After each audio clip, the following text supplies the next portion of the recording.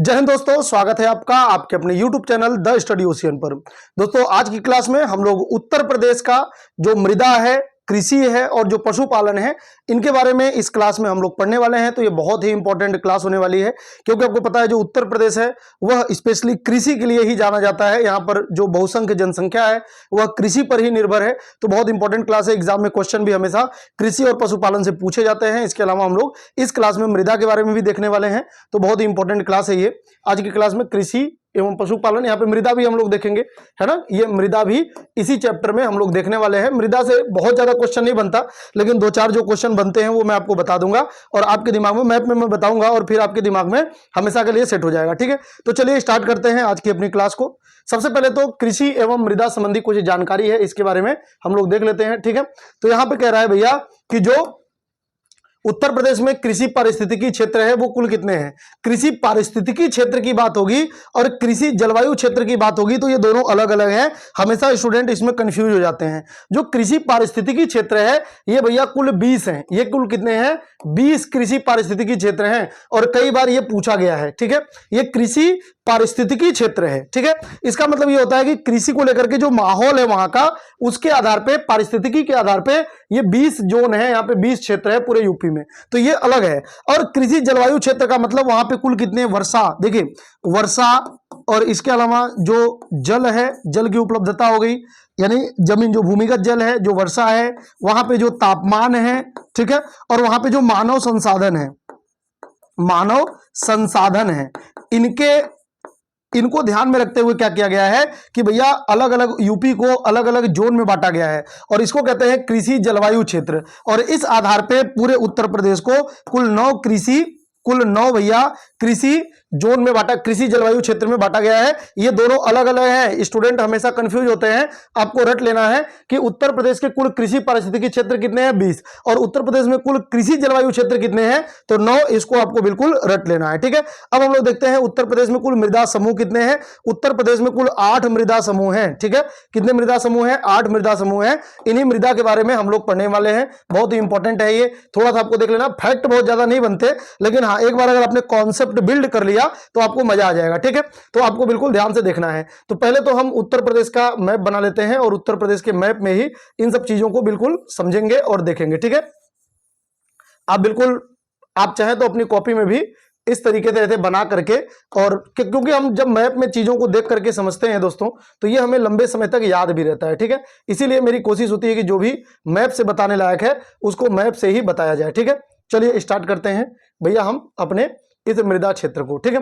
तो मृदा का क्षेत्र है ये, मृदा के क्षेत्र को हम लोग देखने वाले हैं। तो उत्तर प्रदेश में कुल कितने मृदा क्षेत्र हैं? तो सबसे पहले तो ध्यान रखेंगे, पहला है भैया भाबर मृदा क्षेत्र, भाबर मृदा। ठीक है, भाबर मृदा कैसी मृदा है? तो ये आपको पता है जो कंकर पत्थर है, कंकर पत्थर, आपसे केवल ये पूछा जाएगा कि उत्तर प्रदेश में जो भाबर मृदा है वो किस टाइप का मृदा है। तो इसमें कंकड़ पत्थर है, ये सब मैं आपको पहले बता चुका हूं, तो ये आप जानते हैं। ठीक है, यहां पर ये वाला जो एरिया है इस तरीके से, यहां पर भैया ये पूरा का पूरा भाबर क्षेत्र मिलता है, जो कि कंकड़ पत्थर का क्षेत्र है। ठीक है, इस तरीके से यहाँ पे भाबर का क्षेत्र हमें दिखाई देता है। ठीक है, फिर जो दूसरी मृदा है इसको हम लोग कहते हैं कि ये तो भैया तराई मृदा है। ठीक है, कौन सी मृदा है? तराई मृदा है, तराई मृदा। तो तराई मृदा कहां पर है? इस भाबर मृदा के ठीक नीचे। ठीक है, एक पतली पट्टी, और ये कैसे मृदा है? तो ये दलदली मृदा होती है, दलदली नुमा मृदा है। तो तराई मृदा का ये एरिया हो गया। ये भी मैं आपको मैप में बताते हुए चल रहा हूं, ये आप नोट करते हुए चलेंगे। तो दूसरा हो गया हमारा तराई मृदा। ठीक है, यहां तक किसी को कोई डाउट? सर जी नहीं, बिल्कुल डाउट नहीं होना चाहिए। इसके बाद जो तीसरा मृदा है हम लोगों का, जो तीसरी मृदा है वो क्या है? तो इस वाले एरिया में ये पूरा का पूरा जो उत्तर प्रदेश का मैदानी क्षेत्र है, तो ये मैदानी क्षेत्रों में, ठीक है, मैदानी क्षेत्रों वाली मृदा है, गंगा यमुना के दोआब क्षेत्र वाली मृदा है। और इसमें हमें 2 मृदा दिखाई देती है। तो एक हो जाएगा आपका खादर मृदा, खादर मृदा, और दूसरा हो जाएगी आपकी बांगर मृदा। ठीक है, खादर मृदा और दूसरी हो जाएगी आपकी बांगर मृदा, बांगर मृदा। ठीक है, यहां तक किसी को कोई डाउट? बिल्कुल नहीं भैया, उत्तर प्रदेश में ये जितने कहेंगे 6 बताया जाता है, क्योंकि इन दोनों को जोड़ करके जलोढ़ बता देते हैं तो वो 6 मृदा हो जाएगा। ऐसे ही काली मिट्टी वाला भी है, तो कहीं पर 8 कहीं पर 6 है, तो अगर इन दोनों को मैं आपको बताऊंगा, इन दोनों को जोड़ देंगे तो ये 6 टाइप के हो जाएंगे। ठीक है, इसके बाद देखिए यहां पश्चिमी क्षेत्र में ना, यहां पर आगरा के क्षेत्र में, इस एरिया में आगरा वाले क्षेत्र में मिलता है आपका जो 5वां है, आगरा वाले क्षेत्र में आपका मिलता है अरावली मृदा। ठीक है, अरावली मृदा, अरावली मृदा ये कैसी मृदा है? तो ये बलुई मृदा, मतलब जो बालू, जो रेगिस्तानी मृदा है ना, वो है। और ये कहां पे है? तो ये स्पेशली आगरा के क्षेत्र में है। ये जो भी मैं फैक्ट एक्स्ट्रा बता रहा हूं वो भी आप नोट करेंगे कि जैसे ये अरावली मृदा आगरा के क्षेत्र में पाई जाती है। ठीक है, तो ये आपको पता हो गया होगा। अब देखिए इस क्षेत्र में जो ये वाला एरिया है ना, इस क्षेत्र में उत्तर प्रदेश, ये बुंदेलखंड का क्षेत्र है, आपको पता है ये बुंदेलखंड का क्षेत्र है। और इस एरिया में कौन सा मृदा मिलता है? तो भैया इस एरिया में मिलता है, एक तो आप ध्यान रखेंगे जो इस वाले क्षेत्र में है, एक है भैया काली मृदा। ठीक है, काली मृदा, काली मृदा, और दूसरी है लाल मृदा, लाल मृदा। और ये दोनों किसके पार्ट हैं? काली मृदा हो या लाल मृदा हो, ये दोनों के दोनों किसके पार्ट हैं? तो ये बुंदेलखंड मृदा के पार्ट है। ठीक है, और जो 8वां है ना, 8वां है, इसे विंध्यन मृदा कहते हैं, विंध्यन मृदा कहते हैं। विंध्यन मृदा बिल्कुल पत्थर वाली मृदा होती है और इसमें खनिज बहुत ज्यादा होते हैं। तो ये कुल 8 प्रकार की मृदा हमारे उत्तर प्रदेश में पाई जाती है। ठीक है, अब इसमें आपको कुछ ध्यान रखना है, वो मैं आपको बता रहा हूं, ये आप नोट कर लेंगे। और कहीं कहीं पर देखिए 6 मृदा आपको दिखाई देगा, डाउट नहीं करना है, कहीं कहीं पर आपको 6 मृदा दिखाई देगा। तो इन दोनों को जब आप जोड़ देंगे तो एक ही मृदा हो जाएगी। और इस मिट्टी को हम लोग क्या कहेंगे? इसको हम लोग कहते हैं कि भैया ये तो आपकी जलोढ़ मृदा होगी, क्योंकि ये दोनों जलोढ़ के 2 पार्ट हैं। ये दोनों क्या हैं? जलोढ़ के 2 पार्ट हैं, खादर और बांगर। ऐसे ही जो काली मिट्टी और लाल मिट्टी है, इन दोनों को जोड़ करके एक ही मृदा का ये 2 पार्ट हैं। और ये कौन से हैं? तो ये बुंदेलखंड मृदा के पार्ट हैं। ठीक है, बुंदेलखंड मृदा के ये 2 पार्ट हैं। तो इस तरीके से इसको अलग अलग आपको चिन्हित किया गया है। ठीक है, तो उत्तर प्रदेश के ये कुल 8 मृदा हैं। आपसे संख्या तो नहीं पूछी जाती, लेकिन हाँ इनकी विशेषताएं पूछी जाती हैं, तो वो मैं आपको बता देता हूं। ठीक है, आप 1 लाइन में नोट कर लेंगे इसको। जो भाबर मृदा है, ये कंकड़ीली पथरीली मृदा है, ये बिल्कुल भी उपजाऊ नहीं है, यहाँ पे बिल्कुल पत्थर है। तो यहाँ पे सघन वन तो मिलते हैं, लेकिन खेती बाड़ी के लिए बढ़िया अनुकूल माहौल नहीं है। जो तराई मृदा है ना, ये दलदली होती है, ये काफी दलदली है। और यहाँ पे गेहूं और गन्ना, चावल और गन्ना जबरदस्त तरीके से होता है, जो तराई मृदा है। ठीक है, चावल और मृदा। जो खादर मृदा है और जो बांगर मृदा है, ये आपसे पूछा जाएगा, तो ये इसके बारे में हम लोग थोड़ा सा देख लेते हैं। ठीक है, तो हेडिंग डालेंगे आप, जलोढ़ मृदा के ही ये 2 पार्ट होते हैं। किसके पार्ट होते हैं? जलोढ़ मृदा के ही ये 2 पार्ट होते हैं। एक होता है आपका खादर मृदा, एक होता है खादर मृदा, और दूसरा होता है बांगर मृदा। ठीक है, दूसरा कौन सा हो जाएगा? बांगर मृदा हो जाएगा, बांगर मृदा। क्लियर है? यहां तक किसी को कोई डाउट? बिल्कुल भी डाउट नहीं होना चाहिए। अच्छा, ये सब हम पहले देख चुके हैं, तो मैं पहले ये सब बता चुका हूं इसके पहले वाले क्लास में, लेकिन फिर भी एक बार फिर से बता देता हूं कि नदियों के बाढ़ का पानी जहां पहुंच जाता है और जहां पर मिट्टी का नवीनीकरण होता है, तो ये एक प्रकार के क्या होते हैं? ये सर जी एक प्रकार के नवीन जलोढ़ होते हैं। ये क्या होते हैं भैया? ये नवीन जलोढ़ होते हैं। इन मिट्टी की हमेशा नवीनीकरण होता रहता है, जबकि बांगर मृदा जो है ये पुराने जलोढ़ होते हैं। ठीक है, ये क्या होते हैं? ये पुराने जलोढ़ होते हैं। ये भी आपको ध्यान रखना है, ये पुराने जलोढ़ होते हैं। ठीक है, ये जो है अपेक्षाकृत अधिक उपजाऊ होते हैं। ये क्या होंगे? अपेक्षाकृत इसकी तुलना में अधिक उपजाऊ होंगे। और पूरे उत्तर प्रदेश में सबसे ज्यादा उपजाऊ अगर पूछा जाए, सबसे ज्यादा, तो पूरे यूपी में सबसे ज्यादा उपजाऊ मिट्टी होती है ये, सबसे ज्यादा उपजाऊ मिट्टी होती है ये। ठीक है, उपजाऊ मृदा होती है ये भी आपको ध्यान रखना है, जो खादर मृदा है। ठीक है, वहीं पर बांगर मृदा की बात करें तो ये खादर की तुलना में तुलनात्मक रूप से तुलनात्मक रहेगा ना, चलो ऐसे लिख, तुलनात्मक होगा, तुलनात्मक रूप से कम उपजाऊ होती है। ये कम उपजाऊ होती है, किससे? तुलनात्मक रूप से, जो खादर मृदा है। ठीक है, इसके अलावा इसका नवीनीकरण नहीं होता, इसीलिए इसको पुराना जलोढ़ कहते हैं। और सबसे बड़ी बात यह है कि ये खादर के बाद ये कम उपजाऊ होती है। ठीक है, तो ये आपको ध्यान रखना है थोड़ा सा। ये जलोढ़ के ही 2 पार्ट होते हैं। चलिए आगे बढ़ते हैं। तो ये हो गया आपका खादर मृदा, फिर हो गया आपका बांगर मृदा। ये नदियों के किनारे वाले क्षेत्र होते हैं जो खादर हैं, ये नदियों से दूर वाला जो एरिया होता है वो बांगर होता है। फिर अरावली मृदा, अरावली मृदा आपसे पूछा जाएगा कि किस एरिया में है, ये आगरा का क्षेत्र है, हमेशा ध्यान रखना कौन सा क्षेत्र होगा, आगरा के क्षेत्र में होगा। जो भी मैं फैक्ट बता रहा हूं बस यही आपके एग्जाम में पूछा जाएगा, तो ये आगरा के क्षेत्र में होगा। और ये कैसी मृदा होती है, तो ये भैया मरुस्थलीय मृदा होती है, ठीक है, मरुस्थलीय मृदा होती है, ये भी आपको बिल्कुल स्पष्ट होना चाहिए, ठीक है। अरावली मृदा, अच्छा अरावली मृदा की एक बात और आपको ध्यान रखना है कि ये सबसे ज्यादा, ये आगरा और मथुरा क्षेत्र में है, ये सबसे ज्यादा वायु अपरदन से ग्रसित है। ये क्या है, तो भैया ये सबसे ज्यादा, यहां पर मैं लिख देता हूं इसके आगे, ठीक है, जो कौन सा मृदा है ये है अरावली मृदा। तो अरावली मृदा के बारे में जो भी फैक्ट बता रहा हूं, अरावली मृदा के बारे में आप नोट कर लेंगे। सबसे पहले तो ये आगरा क्षेत्र में है, तो आगरा क्षेत्र में लिखेंगे, ये आगरा क्षेत्र में है। फिर ये कैसी मृदा है, तो ये भैया कैसी मृदा हो जाएगी, ये मरुस्थलीय मृदा है, मरुस्थलीय मृदा हो जाएगी, ठीक है। इसके बाद तीसरा फैक्ट आप लिखेंगे कि वायु अपरदन से सर्वाधिक ग्रसित मृदा, सर्वाधिक ग्रसित मृदा अगर पूछा जाएगा आपसे, वायु मृदा से सर्वाधिक ग्रसित हो जाएगा ना, ग्रसित मृदा अगर आपसे पूछा जाएगा तो सर्वाधिक ग्रसित मृदा भी कौन सी हो जाएगी, तो ये अरावली मृदा जो कि आगरा क्षेत्र में। इसीलिए आपसे पूछा जाता है कि उत्तर प्रदेश में वायु अपरदन से सबसे ज्यादा प्रभावित डिस्ट्रिक्ट कौन सा है, तो सबसे ज्यादा जो प्रभावित डिस्ट्रिक्ट है ये एक आगरा हो जाएगा, आगरा, एवं दूसरा हो जाएगा मथुरा, ठीक है, मथुरा। ये दोनों सबसे ज्यादा ग्रसित हैं, किससे, वायु अपरदन से। और जल अपरदन से सबसे ज्यादा जो इटावा और मथुरा का क्षेत्र है, इटावा का क्षेत्र है, वो सबसे ज्यादा जल अपरदन से ग्रसित क्षेत्र है। तो ये हो गया हम लोगों का, ठीक है, तो ये हम लोगों का अरावली मृदा भी हो गया। अब देखिए काली मिट्टी और लाल मिट्टी के बारे में थोड़ा सा समझ लेते हैं। ये बुंदेलखंड के क्षेत्र में पाई जाती है, ठीक है, बुंदेलखंड क्षेत्र में पाई जाती है, तो इसको बुंदेलखंडी मृदा कहते हैं, ठीक है। इसे क्या कहेंगे भैया, बुंदेलखंडी मृदा, बुंदेलखंडीय मृदा कहते हैं। और जो बुंदेलखंडीय मृदा है, कहीं पर काली मिट्टी, काली मृदा, और कहीं पर लाल मृदा ये पाई जाती है, ठीक है, लाल मृदा, कहीं पर काली मृदा, कहीं पर लाल मृदा पाई जाती है, काली मृदा और लाल मृदा, ठीक है, लाल मृदा। अब यहां पर आपको ध्यान रखना है कि जो काली मिट्टी है ना, ये कई सारी चीजों को आप जानते होंगे, जैसे कि जो काली मिट्टी है इसको कपासी मिट्टी भी कहते हैं, ठीक है। अच्छा, इसके काली मिट्टी के कुछ पार्ट आपको ध्यान रखना है, कुछ नाम वहां के क्षेत्रीय भाषा में, जैसे कि एक तो इसको क्या कहते हैं, एक तो इसको करैल मिट्टी कहते हैं, करैल मिट्टी कहते हैं, एक तो इसको वो काबर मिट्टी कहते हैं। तो आपसे पूछा जाता है कि क्षेत्रीय भाषा में काबर मृदा किसे कहते हैं, तो ये क्षेत्रीय भाषा में नाम है, काली मिट्टी के ही नाम है करैल मृदा और काबर मृदा, ये काली मिट्टी के ही नाम है, ये भी आपको ध्यान रखना है, काबर मृदा और करैल मृदा, ठीक है।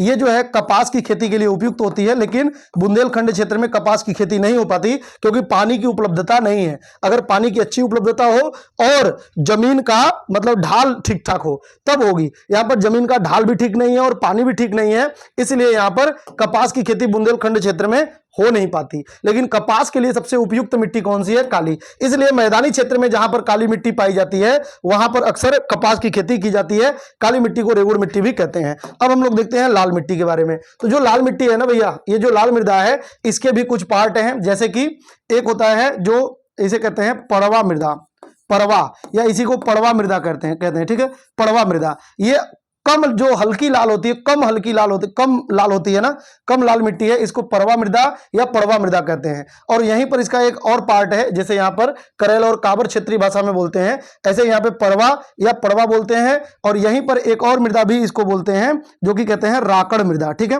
राकड़ मृदा या राकड़ मृदा, ठीक है, ये भी आपको ध्यान रखना है। पर्वतों की ढालों की मृदा होती है, ये पर्वतों की ढालों की मृदा होती है राकड़ मृदा या राकड़ मृदा। जो परवा मृदा है ये इसका रंग जो है ये कम लाल होता है, और जो राकड़ मृदा है इसकी जो रंग है ये गाढ़ा लाल होता है। तो ये भी आपको ध्यान रखना है, ये क्षेत्रीय नाम है, लाल मिट्टी के ही जो क्षेत्रीय नाम है बुंदेलखंड में, वो आपको ध्यान रखना है, ठीक है। तो ये आइए हम लोग देखते हैं। अच्छा, इस बुंदेलखंडीय मृदा में मुख्य रूप से क्या क्या उत्पादित होता है, तो जैसे इस क्षेत्र में जो मुख्य उत्पादन है, तो यहां पर आपको ध्यान रखना है बाजरा का उत्पादन होता है, बाजरा। इसके अलावा बाजरा के अलावा जो हल्दी है, हल्दी, ठीक है, अदरक है, अदरक, ठीक है, और दलहन, दलहन, और तिलहन, तिलहन, स्पेशली तिल। तो ये सब जो है इस बुंदेलखंड क्षेत्र का मुख्य फसल हैं, ये आप ध्यान रखेंगे, बाजरा, हल्दी, अदरक, दलहन और तिलहन। कुछ एरिया में संतरा की खेती भी की जाती है। तो ये बुंदेलखंड क्षेत्र में ये फसल का उत्पादन किया जाता है। ठीक है, फसल का उत्पादन किया जाता है इस क्षेत्र में। और विंध्यन जो है ये पथरीली भूमि है। तो आइए देख लेते हैं हम लोग, अब कुछ इंपॉर्टेंट फैक्ट देख लेते हैं।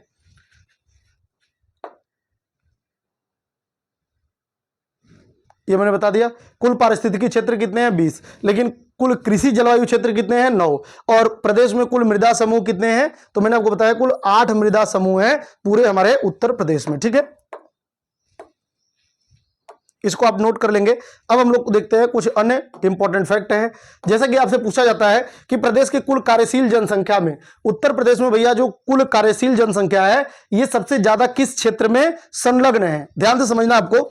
उत्तर प्रदेश में जो कार्यशील जनसंख्या है ये कुल कितने जो जनसंख्या है किस क्षेत्र में संलग्न है? अब यहां पर आपको एक चीज ध्यान रखना है कि ये कृषि अरे भाई क्या बोल रहा हूं मैं, जैसे देखिए ये कह रहा है कि जो कार्यशील जनसंख्या है ये कृषि क्षेत्र में जो संलग्न है। जैसे मान लीजिए कि उत्तर प्रदेश में 100% है तो कितने परसेंट लोग कृषि क्षेत्र में जुड़े हुए हैं? इसी को एक तरीके से और पूछा जाता है कि पूरे उत्तर प्रदेश में जो जनसंख्या है सबसे ज्यादा जनसंख्या सबसे ज्यादा किस क्षेत्र से जुड़े हुए हैं? तो कृषि से जुड़े हुए हैं। और उत्तर प्रदेश की कुल जनसंख्या में लगभग 59.3% जो जनसंख्या है ना वो कृषि से ही जुड़ी हुई है।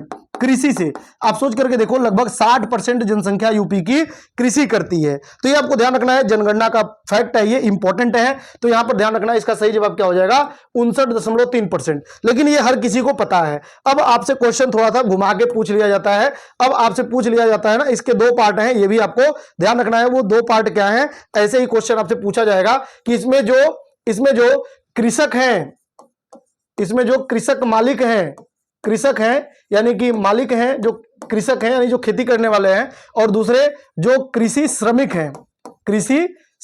हैं, इन दोनों का आपसे पूछ लिया जाता है। तो जो कृषक है ना ये भैया 29% हैं, जो खेती बाड़ी करने वाले लोग हैं ये 29% लोग हैं, और जो कृषि श्रमिक हैं ये 30.3% लोग हैं। ठीक है, तो ये भी आपको थोड़ा सा ध्यान रखना है। और उत्तर प्रदेश क्योंकि इसकी कृषि प्रधान अर्थव्यवस्था है उत्तर प्रदेश की, तो कृषि को लेकर के ये रेशियो आपसे पूछा जाता है, ये संख्या आपसे पूछा जाता है। आपको याद रखना है, कृषक जो मालिक हैं वो 29% हैं और जो कृषि श्रमिक हैं ये 30.3% हैं। क्लियर है? यहां तक किसी को कोई डाउट? बिल्कुल नहीं सर जी, बिल्कुल हमें क्लियर हो गया। चलिए आगे बढ़ते हैं। प्लीस्टोसीन युग से आज तक नदियों के निक्षेपों से क्या बना है? तो भैया जब हम उत्तर प्रदेश की मैप देखते हैं ना तो उत्तर प्रदेश के मैप में हमें यह पता चलता है कि ये प्लीस्टोसीन युग से लेकर के आज तक नदियों के निक्षेपों से जो बना है ये मैदान बना है। उत्तर प्रदेश का जो मैदानी क्षेत्र है, मैदानी क्षेत्र, ठीक है, उत्तर प्रदेश का जो मैदानी क्षेत्र है, स्पेशली जो गंगा यमुना का दोआब क्षेत्र है, यही इसी को मैदानी क्षेत्र कहते हैं, गंगा यमुना दोआब क्षेत्र को। तो ये मैदानी क्षेत्र का निर्माण हुआ है। ठीक है, गंगा यमुना के मैदान में मुख्यतः कौन सी फसल मुख्यतः क्या पाई जाती है? गंगा यमुना के मैदान में मुख्यतः क्या पाई जाती है? तो ये गंगा यमुना का जब हम ये देखते हैं ना, यहाँ पे मैप में आप देखिए, आज मैंने उत्तर प्रदेश का मैप नहीं लिया, कोई नहीं, आप यहाँ पे देखिए, ये जो मैदानी क्षेत्र है ना आपसे ये पूछ रहा है इस मैदानी क्षेत्र में मुख्यतः क्या पाई जाती है। तो जब आप मैदानी क्षेत्र को देखते हैं तो इस मैदानी क्षेत्र में भैया आपको, इस मैदानी क्षेत्र में आपको ये जो गंगा यमुना का दोआब क्षेत्र है इसमें मुख्य रूप से आपको जलोढ़ मिट्टी मिलती है। जलोढ़ मिट्टी मिलती है, मैंने आपको बताया है कि इस क्षेत्र में जलोढ़ मिट्टी मिलती है। और ये जो जलोढ़ मिट्टी है ना ये खादर और बांगर, ये 2 टाइप की मृदाएं हैं यहाँ पे। तो वही आपसे पूछा जा रहा है और आपको बताना है भैया, और आपको बताना है कि गंगा यमुना के मैदान में मुख्यतः क्या पाई जाती है। तो ये आपको बताना है कि ये जलोढ़ मृदा पाई जाती है। ठीक है, कौन सी मृदा हो जाएगी? जलोढ़ मृदा पाई जाएगी, बिल्कुल आपको पता होना चाहिए। ठीक है, और जलोढ़ मृदा में भी 2 मृदाएं हैं, एक खादर है, खादर मृदा है, और दूसरा कौन सा मृदा है? बांगर मृदा है। ठीक है, बांगर मृदा है। ये 2 रूप होते हैं जलोढ़ मृदा के, नवीन व पुरानी। जलोढ़ मृदा को क्या कहा जाता है क्रमशः? तो नवीन को क्या कहते हैं? नवीन जलोढ़ को क्या कहेंगे भैया? खादर कहेंगे। ठीक है, नवीन जलोढ़ को खादर कहते हैं, मैंने आपको पूरा बता दिया है। और पुरानी जलोढ़ को क्या कहते हैं? बांगर कहते हैं, बांगर। ठीक है, बांगर कहते हैं, ये आप जानते हैं। ठीक है, आगे बढ़ते हैं। नेक्स्ट हो जाएगा स्थानीय भाषा में नई जलोढ़ को बलुआ या मटियार। स्थानीय भाषा में नई जलोढ़ को बलुआ या मटियार कहते हैं। तो किसको कहते हैं ये? तो ये कहते हैं भैया जो खादर मिट्टी है इसी को कहते हैं, ठीक है।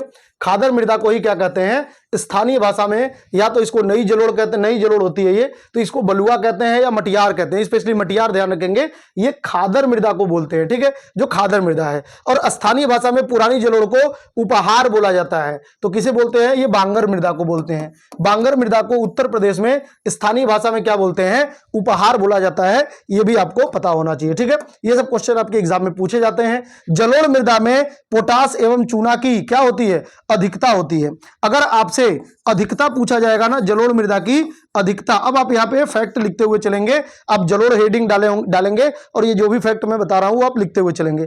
तो जलोढ़ मृदा में देखिए, यहां पर मैंने आपको बताया था ना, सिंपल सी बात जो मैं बता रहा हूं वो ये समझिए कि उत्तर प्रदेश के मैंने आपको इतनी मृदा बताया, जैसे भाबर इंपॉर्टेंट नहीं है, बस पथरीली है, ये कृषि योग्य नहीं है, बस इतना ही। जो तराई है ये दलदली है, इसमें गेहूं और चावल और गन्ना होता है, बस इतना पर्याप्त है। खादर और बांगर यही आपके लिए सबसे ज्यादा इंपॉर्टेंट है, ठीक है, क्योंकि यही सबसे ज्यादा उपजाऊ क्षेत्र है। तो यही आपको घुमा फिरा करके पढ़ना है मिट्टी वाले में, क्लियर है, यही आपको घुमा फिरा के पढ़ना है। तो ये आपसे कह रहा है भैया, ये आपसे कह रहा है। अब देखो इसके बारे में जो भी मैं बता रहा हूं ये आप जलोढ़ वाले में ही लिखते हुए चलेंगे, ठीक है। खादर मृदा, बांगर मृदा जो भी मैं बता रहा हूं वो लिखते हुए चलेंगे। तो जलोढ़ मृदा में पोटास एवं चूना की अधिकता, तो जब अधिकता की बात करेगी तो आप बताएंगे पोटास एवं चूना सर जी, पोटास एवं चूना, पोटास एवं चूना। लेकिन जब आपसे कमी की बात पूछी जाएगी ना, जब आपसे पूछी जाएगी कि सर जी कमी बताइए, कमी, तो जब कमी पूछा जाएगा तो आप बताएंगे। और कमी भी बहुत इंपॉर्टेंट है, ये भी पूछा गया है कई बार। तो यहां पर नाइट्रोजन एवं फास्फोरस, ठीक है, नाइट्रोजन एवं फास्फोरस ध्यान रखेंगे, ये कमी होती है, फास्फोरस की कमी है हमारे जो जलोढ़ मृदा है उसमें। अधिकता पोटास एवं चूने की होती है। गंगा यमुना मैदान में कहीं कहीं लवणीय क्षारीय मृदाएं मिलती हैं, जिन्हें सामान्य भाषा में क्या कहा जाता है? देखिए उत्तर प्रदेश में बहुत सारे जगहों पे लवणीय या क्षारीय मृदाएं मिलती हैं। ऐसे मृदा को क्या कहते हैं? एक फैक्ट यहां पे और ध्यान रखना, सबसे ज्यादा लवणीय या क्षारीय मृदाएं पूरे उत्तर प्रदेश में किस डिस्ट्रिक्ट में मिलती हैं? अगर ऐसा क्वेश्चन होगा तो आप बताएंगे सर जी रायबरेली में। जो रायबरेली है ना, रायबरेली में सबसे ज्यादा भैया मिलती हैं जो क्षारीय मृदाएं हैं। जो क्षारीय मृदाएं हैं ये सबसे ज्यादा अम्लीय क्षारीय मृदाएं मिलती हैं, क्षारीय मृदाएं मिलती हैं रायबरेली में। तो ये भी आपके एग्जाम में पूछा गया है। गंगा यमुना मैदान में कहीं कहीं लवणीय क्षारीय मृदा मिलती हैं, इनको क्या कहते हैं? तो भैया इनको कहते हैं बंजर, बंजर कहते हैं, बंजर कहते हैं। और इनको कल्लर कहते हैं, कल्लर, कल्लर कहते हैं, रेह कहते हैं, ठीक है। बंजर हो गया, कल्लर हो गया, रे हो गया। परती कहते हैं, परती, इसको परती भी कहते हैं, है ना। इसी को बंजर हो गया, कल्लर हो गया, रे हो गया, परती कहते हैं। ऐसे कई तरह, हालांकि परती तो वो भूमि होती है, परती तो वो भूमि होती है जहां पर खेती करने योग्य भूमि हो लेकिन खेती ना हो जाए, लेकिन इसमें भी इसको परती भी बोल दिया जाता है कहीं कहीं पर। जो ऐसी भूमि जो उत्पादकता नहीं रखती है तो उनको भी परती बोल दिया जाता है, लेकिन ये टेक्निकली गलत हो जाएगा, ठीक है। तो कहने का मतलब ये है कि ये जो परती है ना भैया, ये जिस भूमि पर खेती नहीं होती कायदे से उसको परती बोलना चाहिए। जिस भूमि पर खेती नहीं होती, अब चाहे वो उत्पादक हो या ना हो, उसको परती बोला जाएगा। लेकिन यहां पर परती यूपी में किसे बोल दिया जाता है स्थानीय भाषा में? जो खेती योग्य भूमि नहीं होती उसको परती बोल दिया जाता है, ठीक है। नेक्स्ट हो जाएगा, मैदानी क्षेत्र में कुछ मात्रा में मरुस्थलीय मृदा, मैदानी क्षेत्र में कुछ मात्रा में मरुस्थलीय मृदा, मैदानी क्षेत्र में कुछ मात्रा में मरुस्थलीय मृदा, मैदानी क्षेत्र में कुछ मात्रा में मरुस्थलीय मृदा। तो ये जो है ये अरावली मृदा है, अरावली मृदा। और कहां पर है ये? तो ये आगरा के क्षेत्र में, ठीक है, आगरा एवं मथुरा के क्षेत्र में, आगरा एवं मथुरा के क्षेत्र में है। अभी मैंने आपको बताया था, ठीक है, आगरा एवं मथुरा के क्षेत्र में। पश्चिमी उत्तर प्रदेश व बुंदेलखंड में कहीं कहीं काली मिट्टी पाई जाती है, ठीक है। कहीं कहीं पर कौन सी मिट्टी पाई जाती है?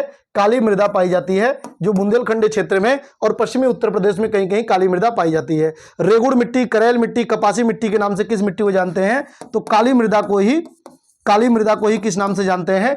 रेगुड़ मिट्टी, करेल मिट्टी, कपासी मिट्टी के नाम से काली मृदा को ही जानते हैं, ठीक है। यहाँ पे आपसे जो कपासी मृदा है ना, इसको इसलिए बोलते हैं क्योंकि ये जो कपासी मृदा है, काली मृदा है, ये कपास की खेती के लिए सबसे उपयुक्त होता है।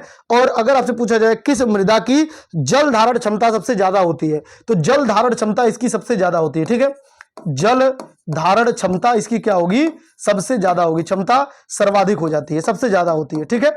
तो ये भी आपको ध्यान रखना है, सर्वाधिक होती है। और लाल मृदा इसी को परवा या पड़वा मृदा, मार या माड़, राकड़ मृदा या भोंटा मृदा पाई जाती है, तो ये बुंदेलखंड क्षेत्र में पाए जाते हैं। ठीक है, बुंदेलखंड क्षेत्र में ये सब मृदाएं पाई जाती हैं, बुंदेलखंड क्षेत्र में। ये सब फैक्ट आपके एग्जाम में कई बार पूछा गया है और जब पूछा जाएगा तो आप बताएंगे भी। ठीक है, नेक्स्ट हो जाएगा मृदा अपर्दन। अब मृदा अपर्दन देख लेते हैं। मृदा अपर्दन उत्तर प्रदेश में मुख्य रूप से दो कारणों से होता है। एक होता है वायु अपर्दन, एक होता है वायु अपर्दन और दूसरा होता है जल अपर्दन। ठीक है, जल अपर्दन। जो वायु अपर्दन है ये कम है, जो जल अपर्दन है ये ज्यादा है। तो वायु अपर्दन से सबसे ज्यादा जो ग्रसित क्षेत्र है ना, ये जो ग्रसित क्षेत्र है ये अरावली मृदा का क्षेत्र है, जो आगरा है, आगरा एवं मथुरा। आगरा एवं मथुरा जो ये सबसे सूखाग्रस्त क्षेत्र भी है। आगरा एवं मथुरा है ना, ये सबसे सूखाग्रस्त क्षेत्र है। अगर इसको यूपी के मैप में देखेंगे तो सबसे पश्चिम में ये राजस्थान से बॉर्डर लगाते हैं। राजस्थान जो मरुस्थलीय क्षेत्र है ना, राजस्थान सूखाग्रस्त एरिया है, ये बॉर्डर लगाते हैं। और वैसे भी यहां पर देखेंगे तो मथुरा में सबसे कम वर्षा होता है। पूरे यूपी में सबसे कम वर्षा कहां पे होता है? मैंने आपको बताया पिछली क्लास में कि मथुरा में ही सबसे कम वर्षा होता है पूरे यूपी में। तो ये सूखाग्रस्त एरिया है ये भी। ठीक है, आगरा और मथुरा, और ये बहुत ही रेतीली भूमि होती है। तो वायु अपर्दन से सबसे ज्यादा आगरा एवं मथुरा प्रभावित है। लेकिन जल अपर्दन इंपॉर्टेंट है। जो जल अपर्दन है ना, जल अपर्दन भैया, ये जो है सबसे ज्यादा यूपी में जल अपर्दन करने वाली नदी कौन सी है? तो चंबल नदी। जबकि चंबल नदी क्या होती है? नदी की बात होगी तो चंबल नदी। अगर क्षेत्र की बात होगी, देखिए दो चीजें पूछा जाता है, एक नदी पूछा जाता है और एक क्षेत्र पूछा जाता है। अगर नदी पूछी जाएगी तो चंबल नदी, अगर क्षेत्र पूछा जाएगा तो आपको ध्यान रखना है जो तराई और भाबर का क्षेत्र है। ठीक है, तराई एवं जो भाबर का क्षेत्र है ना, भाबर का क्षेत्र है, यहां पर सबसे ज्यादा मृदा अपर्दन होता है। ठीक है, अब देखिए यहां पर जो मैं बता रहा हूं वो आपको ध्यान से सुनना है। चंबल नदी भले ही उत्तर प्रदेश में बहुत थोड़े से ही एरिया में आकर के और यमुना नदी में मिल जाती है। ठीक है, आज मैंने मैप नहीं लिया, ये थोड़ी सी गलती हो गई, कोई नहीं, मैं आपको, आप अपने मैप में देखते हुए चलिए, मैं आपको यहां पे लोकेट कर देता हूं। जल्दी क्लास लेने के चक्कर में मैं उत्तर प्रदेश का मैप नहीं ले पाया। ठीक है, तो यहाँ पे जब आप देखेंगे तो यहाँ से देखिए ये एक यमुना नदी है, इस तरीके से ये यमुना नदी है जो कि गंगा की सहायक नदी है। ठीक है, गंगा की सहायक नदी है यमुना नदी। ये यमुना नदी है, ये गंगा नदी आगे आप पढ़ेंगे, ये हो गई आपकी यमुना नदी। ठीक है, और ये हो गई आपकी गंगा नदी। और यमुना नदी को जब आप देखेंगे तो इसी यमुना की सहायक नदी है कौन कौन सी? तो जैसे आप देखेंगे तो चंबल है, चंबल, फिर सिंध है, बेतवा है, केन है, टोंस है, सोन है, ये सब जो नदियां हैं ये सब सहायक नदी है यमुना की। अब बात करते हैं चंबल की सहायक नदी, चंबल।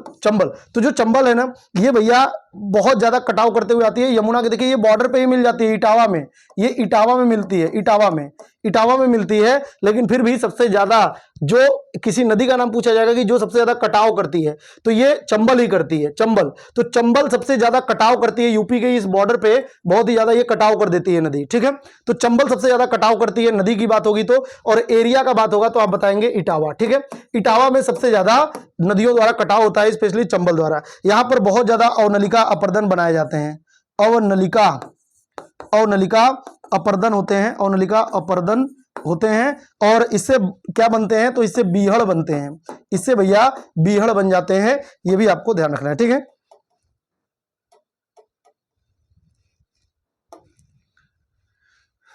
तो नेक्स्ट हो जाएगा राज्य में सबसे अधिक शुष्क खेती। यहां पर ये मैंने बता दिया आपको। ठीक है, ये सब मैंने आपको बता दिया है। आगे बढ़ते हैं। राज्य में सबसे अधिक शुष्क खेती किस क्षेत्र में होती है? सबसे अधिक सूखाग्रस्त क्षेत्र कौन सा है? सबसे अधिक सूखाग्रस्त खेती कौन सी होती है? ये सब पहले मैं बता चुका हूं। तो ये जो है बुंदेलखंड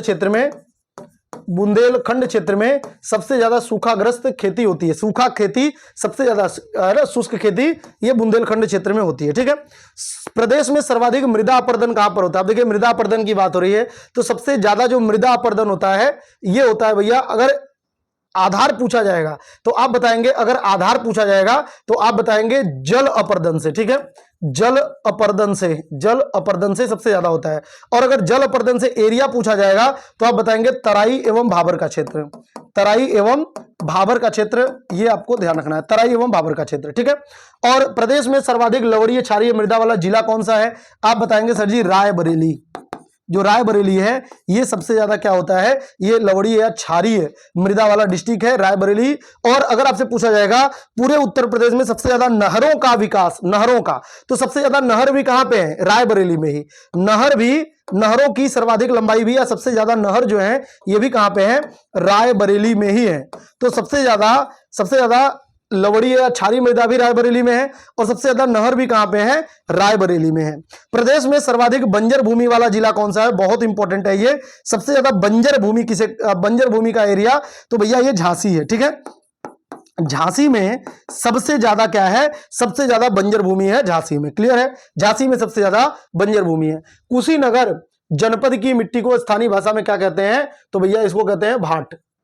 माट, कहीं कहीं पे माट लिखा होता है, कहीं कहीं पे भाट लिखा होता है। माट कायदे से तो माट होता है, लेकिन माट को भाट भी बोलते हैं। तो इस तरीके से ये स्थानीय भाषा में यहां पे कहा जाता है माट या भाट, ठीक है। ये आपको ध्यान रखना है, माट या भाट। आगे बढ़ते हैं। प्रदेश में जलीय अपरदन से सर्वाधिक प्रभावित क्षेत्र कौन सा है, तो ये देखिए क्षेत्र पूछ रहा है, डिस्ट्रिक्ट नहीं पूछ रहा आपसे। जलीय मृदा, जलीय अपरदन से सर्वाधिक प्रभावित क्षेत्र, तो आप बताएंगे तराई एवं भाबर का क्षेत्र, तराई एवं भाबर का क्षेत्र, भाबर का क्षेत्र। अगर डिस्ट्रिक्ट पूछा जाएगा तो आप बताएंगे इटावा, ठीक है। प्रदेश में सर्वाधिक अवनलिका अपरदन यानी जल से, प्रदेश में सर्वाधिक अवनलिका अपरदन यानी जल वाला नदी क्षेत्र कौन सा है, तो ये बताएंगे आप चंबल नदी क्षेत्र है, चंबल नदी क्षेत्र है, ठीक है।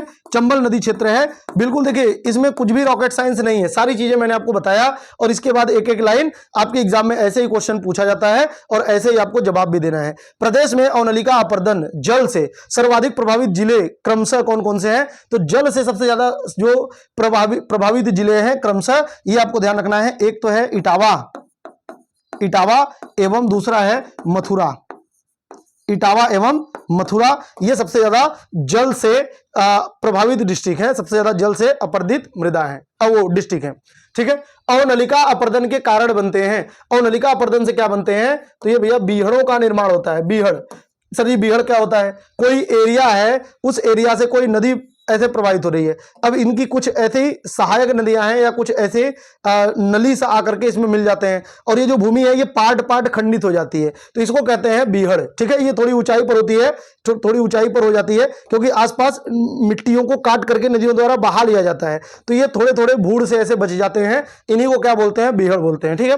राज्य में वायु अपरदन से सर्वाधिक प्रभावित जिले कौन कौन से हैं, तो अब आपको पता हो गया है, ये है आगरा एवं मथुरा का क्षेत्र, ठीक है। मथुरा जो है ये जल से भी अपरदित होता है और वायु से भी अपरदित होता है। फसल चक्र अपनाने से सबसे कम हानि होती है उर्वरा शक्ति की, जो मिट्टी की उर्वरा है ना, मृदा की उर्वरा जो होती है, उर्वरा शक्ति की सबसे कम हानि होती है अगर आप फसल चक्र को अपनाते हैं तो, ठीक है। तो ये आपको ध्यान रखना है। अब फसलों के बारे में हम लोग देख लेते हैं। उत्तर प्रदेश के कुछ फसल हैं जो इंपॉर्टेंट है। उत्तर प्रदेश जो है ये सबसे ज्यादा, पूरे भारत में सबसे ज्यादा खाद्यान्न उत्पादन करता है। ध्यान रखना, सबसे ज्यादा खाद्यान्न उत्पादन कौन करता है, उत्तर प्रदेश करता है। तो खाद्यान्न उत्पादन सबसे ज्यादा उत्तर प्रदेश करता है पहले नंबर पे।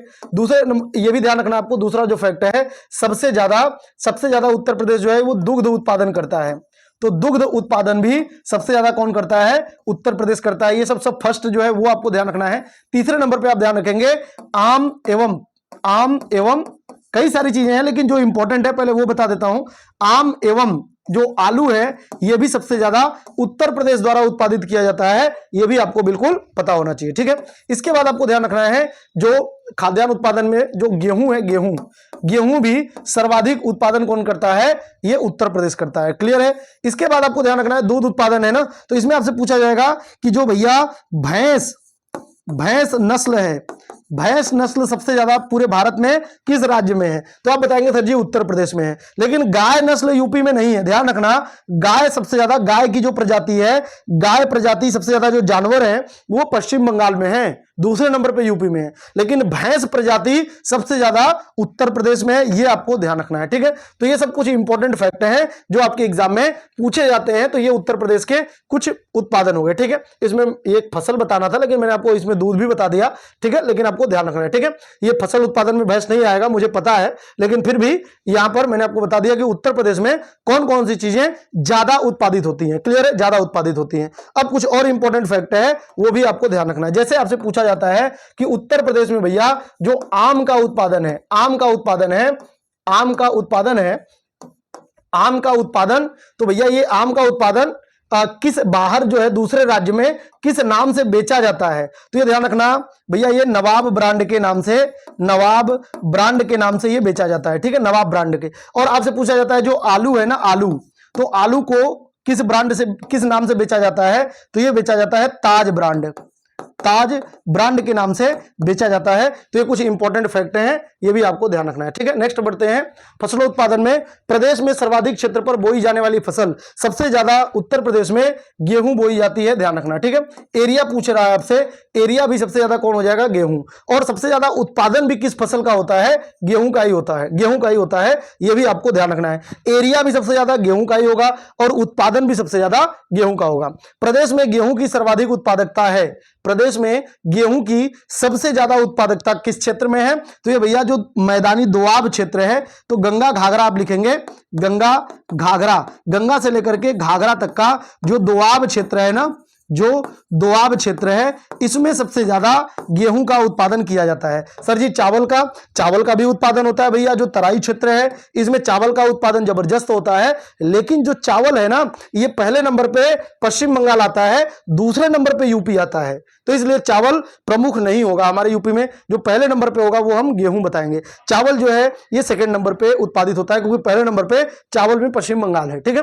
अरहर, चना, अदरक की सर्वाधिक खेती ये तो भैया बुंदेलखंड में होती है, बुंदेलखंड में होती है। मैंने आपको बताया है कि जो अरहर है, जो चना है, जो अदरक है, इन सब की खेती बुंदेलखंड क्षेत्र में बहुत ही ज्यादा होती है, ठीक है, ये भी आपको ध्यान रखना है। तो चावल के बारे में देख लेते हैं। जो चावल है ये उत्तर प्रदेश में, जो चावल है ये सेकंड नंबर पे आता है, ठीक है, सेकंड नंबर पे है उत्तर प्रदेश में उत्पादन जो है ये सेकंड नंबर पे है। तो सर जी फर्स्ट नंबर पे कौन है, जो फर्स्ट है ना भैया, फर्स्ट है ये पश्चिम बंगाल है, पश्चिम बंगाल हो जाएगा फर्स्ट नंबर पे, क्लियर है, पहले नंबर पे पश्चिम बंगाल है। तो ये आपको ध्यान रखना है, ये हमारा पहला फैक्ट हो गया। दूसरा फैक्ट आप ध्यान रखेंगे कि जो चावल है इसका उत्पादन का एरिया, तो यूपी में अगर उत्पादन एरिया देखेंगे तो सबसे ज्यादा तराई क्षेत्र में इसका उत्पादन होता है, तराई क्षेत्र में उत्पादन होता है। और तराई में भी, तराई तो भैया एकदम पतली पट्टी के रूप में है, ठीक है, एकदम पश्चिम से लेकर पूर्व तक है। तो तराई क्षेत्र में भी मुख्यतः, तराई क्षेत्र में भी मुख्यतः पूर्वी तराई क्षेत्र, ठीक है, पूर्वी तराई, तराई तो सारे ही तराई में होता है, लेकिन मुख्यतः पूर्वी तराई क्षेत्र जो है ये सबसे ज्यादा होता है, ठीक है। तो ये भी आपको ध्यान रखना है, मुख्यतः पूर्वी तराई। और इसमें एक फैक्ट आपको और ध्यान रखना है, जो काला नमक है, काला नमक क्या है, तो ये नमक नहीं, काला नमक एक चावल है, चावल की एक प्रजाति है काला नमक चावल। तो इसके उत्पादन के लिए कौन सा एरिया जाना जाता है, काला नमक चावल के उत्पादन के लिए जो उत्तर प्रदेश का सिद्धार्थ नगर है, सिद्धार्थ नगर है, ये जाना जाता है। और यहां पर इसे जीआई टैग मिला हुआ है, ठीक है, काला नमक चावल के लिए जीआई टैग सिद्धार्थ नगर को मिला हुआ है। और बासमती चावल का उत्पादन क्षेत्र, बासमती चावल का जो उत्पादन क्षेत्र है ये है भैया पश्चिमी उत्तर प्रदेश, ठीक है, पश्चिमी उत्तर प्रदेश। अच्छा, मैं ये ऐसा बिल्कुल भी नहीं कह रहा हूं, ये आपको कंफ्यूजन नहीं होना चाहिए, उत्तर प्रदेश, मैं ऐसा बिल्कुल भी नहीं कह रहा हूं कि चावल केवल और केवल पूर्वी तराई में होता है, ऐसा नहीं है, पूरे तराई में होता है, लेकिन सबसे ज्यादा जो उत्पादकता है ये पूर्वी तराई क्षेत्र में है। पूर्वी तराई क्षेत्र में जो गोरखपुर है उसके आसपास का जो एरिया है, बताइए चावल का कटोरा किसे कहते हैं, तो जो चावल का कटोरा ये किसे कहते हैं, चावल का कटोरा, आप बताइए चावल का कटोरा किसे कहेंगे, तो चावल का कटोरा भैया चंदौली को ही तो कहते हैं। क्यों, क्योंकि उस क्षेत्र में चावल का उत्पादन बहुत ही ज्यादा होता है, चंदौली। ऐसे ही आप पूर्वी तराई क्षेत्र देखेंगे तो वहां पे चावल का उत्पादन, पश्चिमी यूपी में भी चावल होता है, उत्तरी तराई क्षेत्र में भी होता है, लेकिन सबसे ज्यादा जो होता है ये पूर्वी तराई जो क्षेत्र है, ये इंपॉर्टेंट है। ये चौथा हो गया और ये पांचवा था, ठीक है। तो ये 5 इंपॉर्टेंट फैक्ट है चावल के बारे में, यूपी के संदर्भ में, ये भी आपको याद रखना है, ठीक है। नेक्स्ट बढ़ते हैं, रुहेलखंड गंगा यमुना दोआब क्षेत्र में की जाती है। जो रुहेलखंड का क्षेत्र है, सर जी रुहेलखंड का कौन सा क्षेत्र है, अगर आप यूपी का मैप देखेंगे, अगर आप उत्तर प्रदेश का मैप देखते हैं ना, तो यहां पर जो क्षेत्र है ये बरेली के आसपास का क्षेत्र है ना, ये वाला जो एरिया है यहां पे बरेली का क्षेत्र है ना, इसको कहते हैं रुहेल, जिसमें बरेली बदायूं का क्षेत्र आता है, ये है आपका रुहेलखंड का क्षेत्र, ठीक है, रुहेलखंड का क्षेत्र कहलाता है। जो बरेली और बदायूं का क्षेत्र है, स्पेशली ये रुहेलखंड कहलाता है। तो ये कह रहा है कि इस क्षेत्र में मुख्यतः क्या होता है, रुहेलखंड और गंगा यमुना दोआब क्षेत्र में की जाती है, एक तो रुहेलखंड में और दूसरा गंगा यमुना दोआब में कहीं कहीं पर किस चीज की खेती की जाती है, तो ये भैया की जाती है कपास की खेती, ठीक है, कपास की खेती एवं मूंगफली, कपास एवं मूंगफली, ये दोनों एरिया ज्यादा इंपॉर्टेंट है। गंगा यमुना का दोआब कहीं कहीं पे, और दूसरा जो है रुहेलखंड में। अगर कभी आपसे मूंगफली पूछा जाए तो सबसे ज्यादा रुहेलखंड वाले एरिया में ही मूंगफली का उत्पादन किया जाता है, ठीक है। अफीम की खेती बहुत इंपॉर्टेंट है। अफीम की खेती बाराबंकी एवं गाजीपुर, ठीक है। बाराबंकी एवं गाजीपुर जो है ये अफीम के खेती के लिए जाने जाते हैं। अगर खेती की बात होगी तो सबसे ज्यादा बाराबंकी में होता है, थोड़ा बहुत गाजीपुर में भी होता है, लेकिन अगर अफीम का एक जो वो बोलते हैं ना अनुसंधान केंद्र होगा, वो मतलब सरकारी यहाँ पे संस्थान होगा, अफीम का संस्थान होगा, तो ये कहां पर होगा, ये होगा गाजीपुर में, ठीक है। ये भी आपको ध्यान रखना है, उत्तर प्रदेश का है ये, तो ये गाजीपुर में। ये दोनों के दोनों जो डिस्ट्रिक्ट हैं ये अफीम के उत्पादन के लिए जाने जाते हैं। जो बाराबंकी है इसके पूर्वांचल का प्रवेश द्वार कहते हैं। बाराबंकी को क्या कहते हैं, पूर्वांचल का प्रवेश द्वार। मूंगफली उत्पादन का विशेष क्षेत्र तो आप बताना है जो रुहेलखंड का क्षेत्र है, ठीक है। रुहेलखंड का क्षेत्र है, और रुहेलखंड क्षेत्र किस एरिया में आता है, जो बरेली का क्षेत्र है, ठीक है, बरेली का क्षेत्र है। तो ये रुहेलखंड क्षेत्र है, बिल्कुल आपको पता होना चाहिए। चावल उत्पादन के विशेष क्षेत्र हैं, तो एक तो तराई क्षेत्र है, चावल उत्पादन का विशेष क्षेत्र तराई क्षेत्र है, ये आपको ध्यान रखना है, तराई क्षेत्र। और तराई क्षेत्र में भी स्पेशली पूर्वी तराई क्षेत्र, अगर ऑप्शन पूर्वी तराई है तो ये ज्यादा सही है।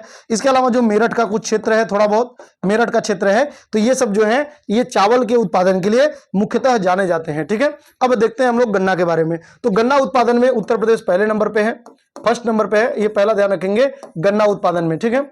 गन्ना फर्स्ट है, ये यूपी का है, उत्तर प्रदेश। और सेकंड कौन है, तो जब सेकंड की बात होगी तो सेकंड हो जाएगा महाराष्ट्र। सेकंड कौन हो जाएगा, महाराष्ट्र हो जाएगा, ये भी आपको ध्यान रखना है। और चीनी मिलें सबसे ज्यादा कहां पे है, चीनी मिलें सबसे ज्यादा महाराष्ट्र में है, और उत्तर प्रदेश में चीनी मिल सबसे कम है, मतलब दूसरे नंबर पे है, महाराष्ट्र की तुलना में कम है, ये भी आपको ध्यान रखना है, ठीक है। अब देखते हैं गन्ना के बारे में। तो इसे चीनी का कटोरा भी कहते हैं, उत्तर प्रदेश को चीनी का कटोरा भी कहते हैं, ये भी आपको ध्यान रखना है, चीनी का कटोरा कहते हैं, क्योंकि गन्ने का सर्वाधिक जो उत्पादन होता है ये हमारे उत्तर प्रदेश में होता है, ठीक है, ये भी ध्यान रखना है। गन्ना जो है एक नगदी फसल है, ये आपको पता होगा, नगदी फसल। और इसका जो उत्पादक क्षेत्र है, ये आप देखेंगे तो ये गन्ना की खेती कुल 44 डिस्ट्रिक्ट में की जाती है, पूरे यूपी में कुल 44 डिस्ट्रिक्ट में, वो जो बुंदेलखंड के क्षेत्र हैं वहां पर नहीं की जाती। उत्पादन क्षेत्र जो इसका है, तो भैया उत्पादन क्षेत्र में मुख्यतः अगर पूछा जाएगा तो आप बताएंगे तराई क्षेत्र एवं पश्चिमी यूपी, तराई क्षेत्र एवं पश्चिमी यूपी, पश्चिमी उत्तर प्रदेश है, तो ये आपको ध्यान रखना है, पश्चिमी उत्तर प्रदेश, ठीक है, पश्चिमी उत्तर प्रदेश, तराई क्षेत्र एवं पश्चिमी यूपी। लेकिन अगर आपसे पूछा जाएगा गुड़ के लिए प्रसिद्ध शहर, गुड़ के लिए जो प्रसिद्ध शहर है, तो एक अयोध्या है गुड़ के लिए प्रसिद्ध शहर, और एक मुजफ्फरनगर, ये सब इंपॉर्टेंट फैक्ट हैं। मुजफ्फरनगर जो है ये गुड़ के लिए सबसे ज्यादा प्रसिद्ध है, ठीक है। इन दोनों का वन डिस्ट्रिक्ट वन प्रोडक्ट भी क्या है, गुड़ ही है, तो ये भी आपको ध्यान रखना है। इसके अलावा मेरठ भी है, मेरठ का वन डिस्ट्रिक्ट वन प्रोडक्ट तो खेल के वस्तुएं हैं वो है, लेकिन ये भी गुड़ के लिए जाना जाता है, ठीक है। वहीं बात करेंगे चीनी के लिए, चीनी का उत्पादन, तो भैया चीनी के उत्पादन के लिए उत्तर प्रदेश का शाहजहांपुर जाना जाता है। इसके अलावा जो ये बिजनौर का क्षेत्र है, और जो मेरठ का क्षेत्र है, मुजफ्फरनगर का क्षेत्र है, ये सब भी चीनी के लिए जाने जाते हैं। तो ये सब कुछ फैक्ट है जो गन्ना के बारे में है, ये भी आपको ध्यान रखना है। प्रदेश की सर्वाधिक महत्वपूर्ण नगदी फसल क्या है, तो गन्ना ही है। सर्वाधिक महत्वपूर्ण नगदी फसल क्या है, गन्ना है। अगर कभी आपसे पूछा जाए सबसे ज्यादा महत्वपूर्ण नगदी फसल क्या है यूपी की, तो आपको गन्ना ही बताना है। गन्ना उत्पादन के विशेष क्षेत्र कौन कौन से हैं, गन्ना उत्पादन के विशेष क्षेत्र मैंने आपको बताया है, लेकिन फिर से बता देता हूं। एक तो हो जाएगा जो तराई क्षेत्र है, तराई क्षेत्र में गन्ना का जबरदस्त उत्पादन होता है, और दूसरा जो है ये पश्चिमी उत्तर प्रदेश, ठीक है, पश्चिमी उत्तर प्रदेश। तो ये आपको दोनों ध्यान रखना है, पश्चिमी उत्तर प्रदेश, ये दोनों जो है ये क्षेत्र गन्ना के उत्पादन के लिए जबरदस्त जाने जाते हैं। उत्तर प्रदेश को क्या कहते हैं, तो इसे चीनी का कटोरा भी कहते हैं उत्तर प्रदेश को, ठीक है। प्रदेश में कपास उत्पादन के जो विशेष क्षेत्र हैं, कपास उत्पादन का विशेष क्षेत्र मैंने आपको बताया, कपास उत्पादन का विशेष क्षेत्र जो है आगरा का कुछ एरिया जो है, आगरा का कुछ क्षेत्र जो है, आगरा का कुछ क्षेत्र जो है ये कपास उत्पादन के लिए जाना जाता है, ठीक है। प्रदेश में सर्वाधिक कृषि श्रम उत्पादकता वाला क्षेत्र, यानी ये कहला है ना पूरे यूपी, ये जो पूरा यूपी है, अगर हम बात करेंगे पूरे उत्तर प्रदेश की, अगर पूरे यूपी का मैप अगर आप देखें तो इसमें यह कह रहा है कि जो उत्तर प्रदेश का सबसे ज्यादा श्रम उत्पादकता वाला एरिया कौन सा है। श्रम उत्पादकता वाला एरिया सबसे ज्यादा कहां पे है, पश्चिमी यूपी का जो क्षेत्र है, पश्चिमी यूपी, जो पश्चिमी यूपी का क्षेत्र है यह सबसे ज्यादा श्रम उत्पादकता करता है। ठीक है, पश्चिमी उत्तर प्रदेश, पश्चिमी उत्तर प्रदेश। यहां पर एक चीज आपको और ध्यान रखना है कि अगर सबसे ज्यादा जनसंख्या घनत्व पूर्वी यूपी में है तो पर इकाई क्षेत्र में खेती सबसे कम कहां पे की जाती है, तो वो भी पूर्वी यूपी में प्रति इकाई क्षेत्र के हिसाब से। अच्छा, उत्तर प्रदेश का औसत जोत कितना है खेत का, तो 0.73, ठीक है, 0.73 प्रति व्यक्ति हेक्टेयर है, हेक्टेयर है। ये भी इंपॉर्टेंट है, ध्यान रख लेना आप। ठीक है, ये औसत क्या है, औसत जोत है, औसत जोत है किसका, उत्तर प्रदेश का। औसत जोत उत्तर प्रदेश का कितना है, 0.73 हेक्टेयर, ये उत्तर प्रदेश का औसत जोत है। ठीक है, आगे बढ़ते हैं, नेक्स्ट हो जाएगा आम। आम के बारे में देख लेते हैं। तो आम जो है ये उत्तर प्रदेश में सबसे ज्यादा उत्पादन होता है। तो पहले नंबर पे कौन हो जाएगा, यूपी हो जाएगा। लेकिन सेकंड नंबर पे कौन है, यहाँ पे जो सेकंड नंबर पे है भैया ये कौन है, तो ये हो जाएगा आपका आंध्र प्रदेश। आंध्र प्रदेश है यूपी के बाद दूसरे नंबर पे। तो ये हमारा पहला फैक्ट हो गया। अब दूसरा फैक्ट इसके बारे में, आम के बारे में ध्यान रखेंगे कि उत्तर प्रदेश का वह क्षेत्र कौन सा है जिसे आम की राजधानी कहते हैं। तो आम की राजधानी, ठीक है, आम की राजधानी किसे कहते हैं, आम की राजधानी भैया किसे कहेंगे, तो ये कहेंगे मलिहाबाद को। ठीक है, मलिहाबाद को आम की राजधानी कहते हैं। मलिहाबाद क्षेत्र में आम का बहुत ही ज्यादा उत्पादन होता है। और ये मलिहाबाद किस क्षेत्र में है, तो ये लखनऊ क्षेत्र में है। ठीक है, लखनऊ के बगल में है, तो ये लखनऊ क्षेत्र में है। ठीक है, अब आपसे पूछा जाएगा कि उत्तर प्रदेश के वे डिस्ट्रिक्ट जो आम के लिए जाने जाते हैं। तो उत्तर प्रदेश के 3 डिस्ट्रिक्ट हैं जो मुख्यतः आम के लिए जाने जाते हैं। ठीक है, एक है लखनऊ जो आम के लिए जाना जाता है, दूसरा है सहारनपुर जो आम के लिए जाना जाता है, सहारनपुर, और तीसरा जो है ये वाराणसी, ये भी आम के उत्पादन के लिए जाना जाता है। तो ये 3 जो शहर हैं ये आम के उत्पादन के लिए जाने जाते हैं। इनमें कौन कौन से, तो जो लखनऊ है ना, ये स्पेशली दशहरी आम के लिए जाना जाता है, दशहरी आम के लिए जाना जाता है जो लखनऊ है। ठीक है, जो सहारनपुर है भैया, सहारनपुर है ये रटौल आम के लिए जाना जाता है, रटौल आम, रटौल आम, सफेदा आम, सफेदा आम, और एक होता है स्टैम आम, स्टैम आम, ये सब जो है सहारनपुर में है। और बात करेंगे वाराणसी की, तो दोस्तों वाराणसी में वाराणसी का जो लंगड़ा आम है ना, लंगड़ा आम, ठीक है, लंगड़ा आम जो है ये वाराणसी का प्रसिद्ध है। एक और आम है लेकिन वो मतलब पूरे उत्पादन क्षेत्र नहीं है, लेकिन ध्यान रखना एक आम है जो कहते हैं ये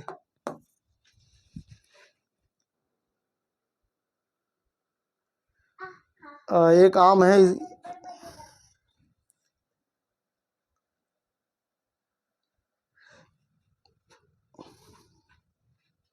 अभी मुझे ध्यान नहीं आ रहा है उसका नाम। एक और आम है जो इधर बागपत क्षेत्र में है, बागपत क्षेत्र में है ना, वहां पर बहुत जबरदस्त वो आम प्रसिद्ध है। अभी मुझे ध्यान नहीं आ रहा है उस आम का नाम, कोई नहीं, मैं आगे आप जैसे ही याद आ जाएगा तो वो मैं बता दूंगा आपको। अच्छा, आम का जो उत्पादन क्षेत्र है वो आपसे पूछ सकता है कि आम का उत्पादन क्षेत्र और जो निर्यात क्षेत्र है। तो आम का 2 निर्यात क्षेत्र है, एक लखनऊ निर्यात क्षेत्र है आम का, और दूसरा सहारनपुर आम का निर्यात क्षेत्र है। ठीक है, तो ये दोनों जो है आम के स्पेशल निर्यात क्षेत्र हैं। आम को बाहर किस नाम से बेचा जाता है, तो आम को जो बाहर है ये नवाब ब्रांड के नाम से बेचा जाता है। ठीक है, नवाब ब्रांड के नाम से इसको आम को बेचा जाता है। दूसरे राज्यों में या दूसरे शहरों, दूसरे देशों में भी जाता है, तो ये नवाब ब्रांड के नाम से जाता है। ठीक है, तो आम के बारे में ये सब कुछ इंपॉर्टेंट फैक्ट था, वो आप जरूर नोट कर लेंगे। ठीक है, तो दशहरी आम का विशेष क्षेत्र कौन सा है, बताइए भैया, तो लखनऊ है सर जी। दशहरी आम का विशेष क्षेत्र कौन सा है, लखनऊ है। लंगड़ा आम का विशेष क्षेत्र कौन सा हो जाएगा, वाराणसी। वाराणसी जो है ये लंगड़े आम का विशेष क्षेत्र है। सफेदा और चौसा आम, सफेदा और चौसा आम जो है, सफेदा और चौसा आम, अच्छा चौसा यहाँ पे, सॉरी यहाँ पे जो चौसा है ना, ये रटौल की जगह पे चौसा कर लीजिए आप। ठीक है, चौसा कर लीजिए, यहाँ पे रटौल की जगह पे चौसा कर लीजिए,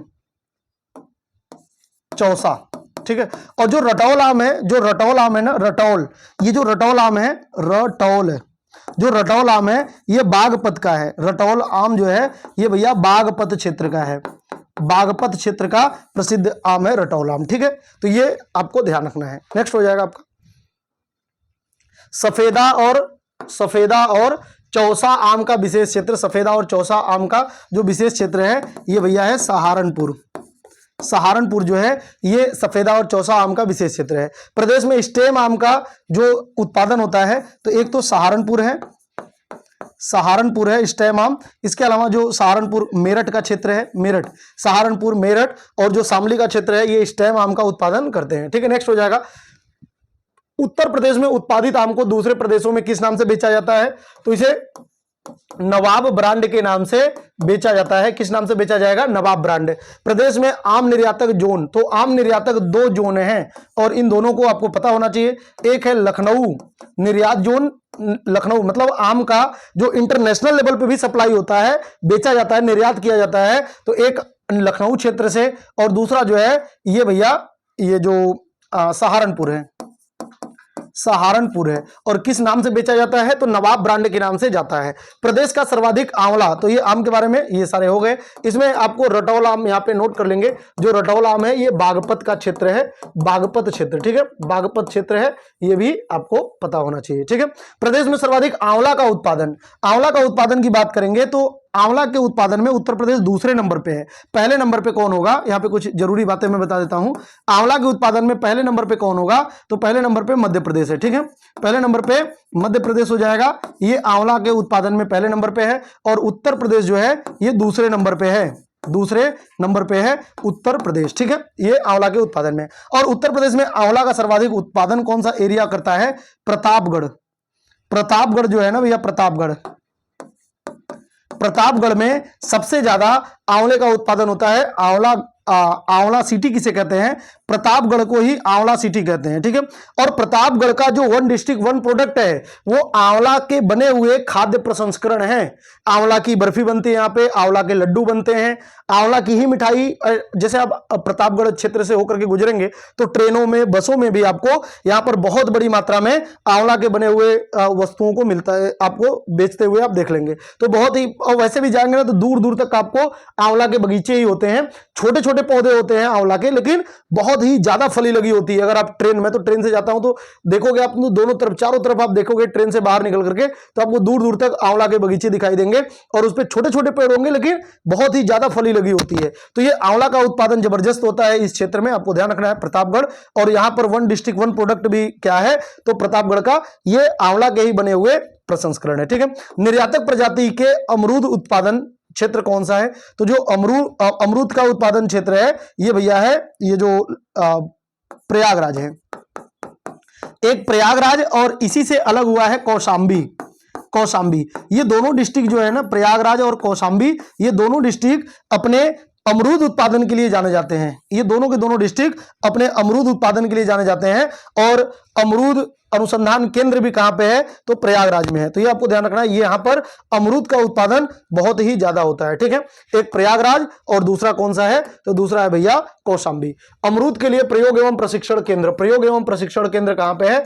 तो ये प्रयागराज में ही स्थित है, प्रयागराज में ही स्थित है। प्रदेश में लीची का उत्पादन कहां पे होता है? बहुत इंपॉर्टेंट है, ये भी कई बार पूछा गया है। जो लीची का उत्पादन है ये एक तो हो जाएगा आपका सहारनपुर का क्षेत्र हो जाएगा, सहारनपुर, स्पेशली जो देहरादून का क्षेत्र है ना, देहरादून, अगर आप उत्तराखंड देखेंगे तो देहरादून का जो एरिया है वहां पर लीची की जबरदस्त खेती होती है और इसी से लगा हुआ क्षेत्र है सहारनपुर। तो यहां पर सहारनपुर में भी बहुत ज्यादा लीची की खेती होती है। इसके अलावा जो मुजफ्फरनगर है, मुजफ्फरनगर, ध्यान रखना, पूरे इंडिया लेवल पे देखेंगे तो जो मुजफ्फरपुर है बिहार का, वो भी लीची के उत्पादन के लिए जाना जाता है। और यूपी का जो मुजफ्फरनगर है, यूपी का मुजफ्फरनगर है, ये भी अपने लीची उत्पादन के लिए जाना जाता है। तो सहारनपुर, मुजफ्फरनगर और जो मेरठ शामली का क्षेत्र होगा ये भी अपने लीची उत्पादन के लिए जाना जाता है। प्रदेश में संतरा का उत्पादन क्षेत्र कौन सा है? तो प्रदेश में संतरा का उत्पादन होता है सहारनपुर। सहारनपुर को अगर आप देखेंगे ना तो ये थोड़ा पर्वतीय क्षेत्रों में आता है, इसलिए कई सारी चीजों का उत्पादन में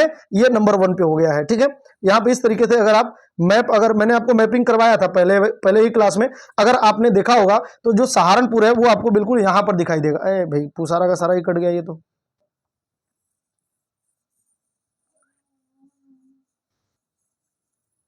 अगर आप उत्तर प्रदेश का मैप देखें तो यहां पर आपको दिखाई देगा एक डिस्ट्रिक्ट जिसको आप लोग कहते हैं सहारनपुर। यहां पर बिल्कुल, यहां पर ये वाला एरिया जो है यहीं पर है आपका सहारनपुर। ठीक है, तो ये काफी उत्तर प्रदेश का सबसे, अगर आपसे पूछा जाए उत्तरी डिस्ट्रिक्ट, तो उत्तरी डिस्ट्रिक्ट भी कौन है? सहारनपुर है। और तीन राज्यों से लगता है ये, एक तो उत्तराखंड है, एक हिमाचल प्रदेश है और एक है हरियाणा।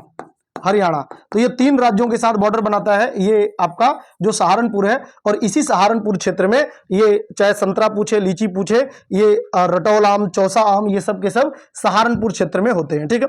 प्रदेश में जो चिरौंजी का उत्पादन क्षेत्र है, देखिए उत्तर प्रदेश में जो चिरौंजी होता है ना, वैसे ये पर्वतीय क्षेत्रों में होता है चिरौंजी, तो ये इस बेल्ट में होता है, इस वाले एरिया में। तो इस वाले एरिया का मतलब क्या होता है? जो मिर्जापुर सोनभद्र का एरिया होगा, मिर्जापुर, सोनभद्र और चंदौली, तो मिर्जापुर, सोनभद्र और चंदौली के क्षेत्र में चिरौंजी की खेती होती है। मिर्जापुर, सोनभद्र और चंदौली का जो क्षेत्र है, यहां पर चिरौंजी की खेती होती है, यह भी आपको पता होना चाहिए। ठीक है। चंदौली यहीं पर है। चंद्रप्रभा नेशनल पार्क चंदौली में ही है, चंद्रप्रभा नेशनल पार्क है। ठीक है। यहीं पर देवदरी, राजदरी है। तो जब आप, काफी अच्छा पर्यटक स्थान है, यहाँ पे जब जाएंगे तो ये चिरौंजी की खेती जबरदस्त होती है यहाँ पर भी। अब आलू के बारे में देख लेते हैं। तो आलू का ध्यान रखना, आलू का सबसे ज्यादा जो उत्पादन होता है पूरे भारत में, वो उत्तर प्रदेश में पहले नंबर पे है। ठीक है। तो यूपी जो है ये फर्स्ट है। यूपी जो है ये क्या है? फर्स्ट नंबर पे कौन हो जाएगा? उत्तर प्रदेश हो जाएगा आपका पहले नंबर पे। और दूसरे नंबर पे कौन हो जाएगा? सेकंड। तो जो दूसरे नंबर पे है ये पश्चिम बंगाल है। पश्चिम बंगाल है, ये भी आपको पता होना चाहिए। ठीक है। दूसरे नंबर पे आलू का उत्पादन पश्चिम बंगाल में होता है। आलू को स्पेशली, आलू तो पूरे जो मैदानी क्षेत्र है लगभग हर एरिया में आलू का उत्पादन होता है। ठीक है। आलू लगभग उत्तर प्रदेश के हर एरिया में होता है, केवल जो भाबर है और तराई है उसको छोड़ करके। ठीक ठाक बुंदेलखंड में भी इसका उत्पादन हो ही जाता है। इसके अलावा ये मतलब जहां पर भी आपको मैदानी क्षेत्र, थोड़ी मिट्टी अच्छी दिखेगी, आलू का उत्पादन हो जाता है। ठीक है। यूपी में। और यहां पर जो आलू है, इसको दूसरे राज्यों में किस नाम से बेचते हैं? तो इसको भैया, इसको ताज ब्रांड के नाम से बेचते हैं। ठीक है। ताज ब्रांड के नाम से इसको बेचा जाता है। आलू का स्पेशल जो उत्पादन क्षेत्र है वो निर्यात क्षेत्र है। स्पेशल जो इसका निर्यात क्षेत्र है, स्पेशल निर्यात क्षेत्र है, वो आगरा का क्षेत्र है। कौन सा क्षेत्र है? आगरा का क्षेत्र है। ये भी आपको ध्यान रखना है। और आगरा में ही अभी हाल ही में आगरा में अंतरराष्ट्रीय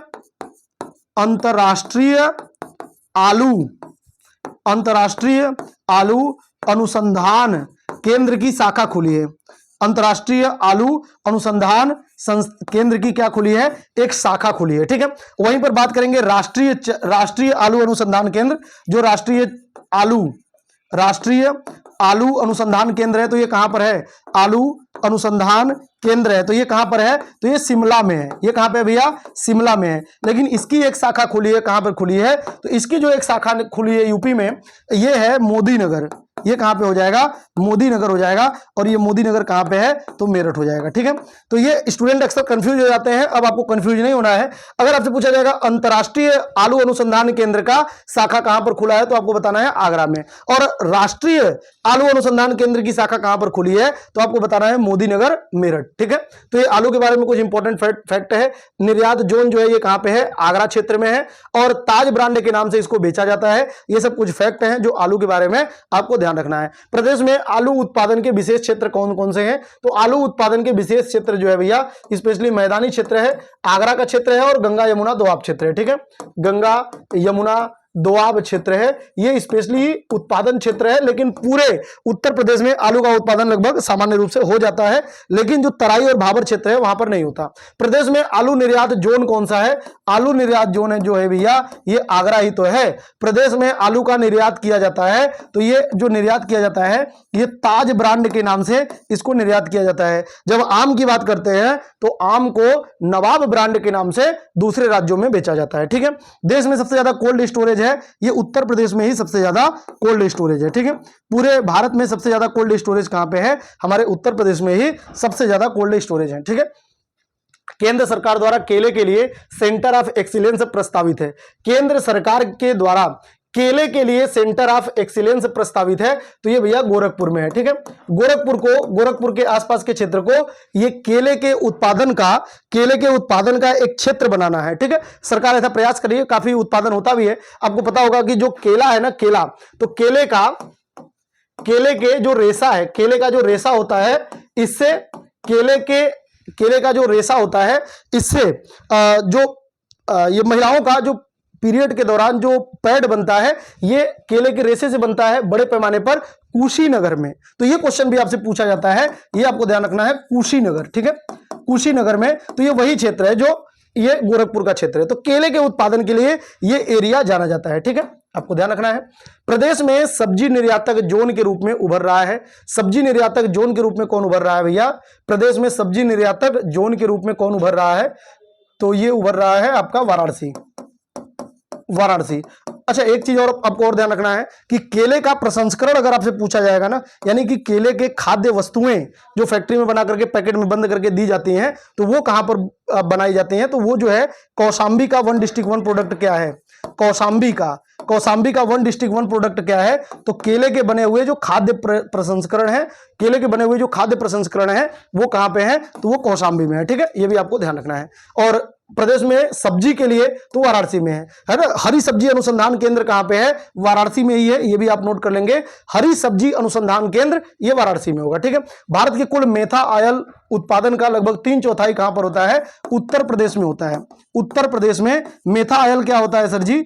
मेथा ऑयल क्या होता है? जो पुदीने का, जो पिपरमिंट पुदीना होता है, पुदीना स्पेशली पुदीना, तो उसका जो रस होता है ना, उसका जो ऑयल बनता है, ऑयल, तो उसको मेथा ऑयल कहते हैं। ये उत्तर प्रदेश में सबसे ज्यादा होता है, ठीक है, ये भी आपको ध्यान रखना है। अब पान के बारे में देख लेते हैं।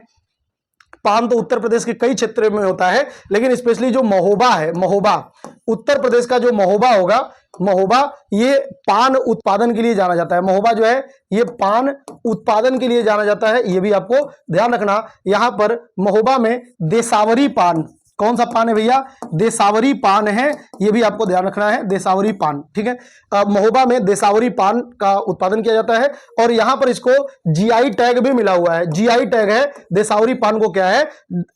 जीआई टैग है, ठीक है। इसके अलावा ध्यान रखना दो और क्षेत्र हैं, एक बरई मानपुर, बरई मानपुर आपके एग्जाम में पूछा जा चुका है। बरई मानपुर क्षेत्र किस चीज के उत्पादन के लिए जाना जाता है? और दूसरा है पाली, बरई मानपुर और पाली किस चीज के उत्पादन के लिए जाना जाता है? ये भी आपके एग्जाम में पूछा गया। तो जो बरई मानपुर है ये बांदा का क्षेत्र है, बांदा का क्षेत्र है, और जो पाली है ये भैया जो आपका ललितपुर है, ललितपुर का क्षेत्र है। और ये दोनों क्षेत्र भी किसके लिए जाने जाते हैं? पान उत्पादन के लिए ही जाने जाते हैं, ठीक है, पान उत्पादन के लिए जाने जाते हैं। हालांकि सबसे पान प्रसिद्ध किस जगह का है? तो ये आपको पता है, वाराणसी का पान सबसे ज्यादा प्रसिद्ध है, ठीक है। आपने गाना भी सुना होगा, खाई के पान बनारस वाला करके, तो ये बनारस का जो पान है ये काफी प्रसिद्ध है, ठीक है। ये भी आपको ध्यान रखना है। पान के बारे में जो भी इंपॉर्टेंट फैक्ट था वो आपके एग्जाम में इतना ही पूछा जाएगा, ये आपको बिल्कुल पता होना चाहिए, ठीक है। नेक्स्ट, पान के लिए विशेष प्रसिद्ध जिला कौन सा है? पान के लिए विशेष जो प्रसिद्ध जिला है वो है भैया महोबा, महोबा। अच्छा, पान से याद आया, आपको एक फैक्ट और याद करना है, और वो क्या याद करना है भैया? वो ये याद करना है कि पान का या कत्था का, पान का या कत्था का, पान का या कत्था का व्यापार कौन करता है? तो ये एक जनजाति है, खरवार जनजाति। कौन सी जनजाति है? खरवार जनजाति। और ये किस क्षेत्र में है? तो ये खरवार जो जनजाति है ये सोनभद्र के क्षेत्र में है, खरवार जनजाति। तो ये पान का या कत्थे का व्यापार करते हैं जो ये खरवार जनजाति है, ठीक है, ये भी आपको ध्यान रखना है। और कत्थे का जो व्यापार करने वाला डिस्ट्रिक्ट है, कत्थे के लिए कौन सा शहर जाना जाता है? कत्थे के व्यापार के लिए ये बरेली शहर जाना जाता है, कत्थे के व्यापार के लिए बरेली शहर जाना जाता है, यह भी आपको पता होना चाहिए। बरई मानपुर जो बांदा का है और पाली जो ललितपुर का है, ये किसके लिए प्रसिद्ध है? तो ये भैया पान उत्पादन के लिए प्रसिद्ध हो जाएगा, पान उत्पादन के लिए प्रसिद्ध हो जाएगा, ठीक है। अब एक नोट पॉइंट है, ये आपको नोट कर लेना है कि राज्य का जो सुरखा आम है, सूखा आम नहीं, सुरखा अमरूद, सूखा नहीं सुरखा अमरूद जो प्रयागराज का है, सुरखा अमरूद, और दशहरी आम है जो मलिहाबाद लखनऊ का है, काला नमक चावल जो सिद्धार्थनगर का है, और बासमती चावल जो पश्चिमी यूपी का है, रटौल आम जो बागपत का है, और देसावरी पान जो महोबा का है। इनको क्या मिला हुआ है? तो इनको भैया जीआई टैग मिला हुआ है, बिल्कुल आपको याद होना चाहिए, ठीक है। मैंने आपको बता दिया जो सुरखा अमरूद है ये प्रयागराज का है, जो दशहरी आम है ये मलिहाबाद लखनऊ का है, जो काला नमक चावल है ये सिद्धार्थनगर का है, जो बासमती चावल है ये पश्चिमी यूपी का है, जो रटौल आम है बागपत का है, और जो देसावरी पान है ये महोबा का है। इनको क्या मिला हुआ है? इनको भैया जीआई टैग मिला हुआ है, ठीक है। अब कुछ दुग्ध विकास देख लेते हैं, उत्तर प्रदेश का दुग्ध विकास, ठीक है। तो देश व प्रदेश की प्रथम नियमित दूध संघ की स्थापना कब हुई है? तो इसकी स्थापना जो हुई है ये 1937 में हुई है, ठीक है। और कहां पर हुई है भैया, तो ये लखनऊ में हुई है, लखनऊ में, ठीक है। और राज्य दुग्ध परिषद की स्थापना, ये सब इंपॉर्टेंट फैक्ट है, ये आपको रटना पड़ेगा। राज्य दुग्ध संघ परिषद की, राज्य दुग्ध परिषद की स्थापना ये 1976 में हुई है, ठीक है। 1976 ईस्वी में हुई है, ये भी पता होना चाहिए। प्रादेशिक कोऑपरेटिव डेयरी फेडरेशन की स्थापना, राज्य दुग्ध परिषद की स्थापना, हाँ 1976 में। कृषि वाले की 1973 में। प्रादेशिक कोऑपरेटिव डेयरी फेडरेशन की स्थापना कब हुई थी, ये 1962 ईस्वी में हुई है, ठीक है।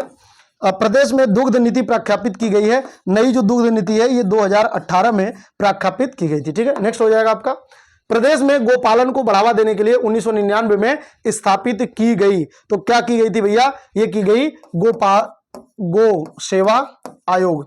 उत्तर प्रदेश गो सेवा आयोग। उत्तर प्रदेश आपसे पूछा जाता है, उत्तर प्रदेश गो सेवा आयोग की स्थापना कब की गई थी। उत्तर प्रदेश गो सेवा आयोग की स्थापना 1999 में की गई है, ये आपको ध्यान रखना है, ठीक है।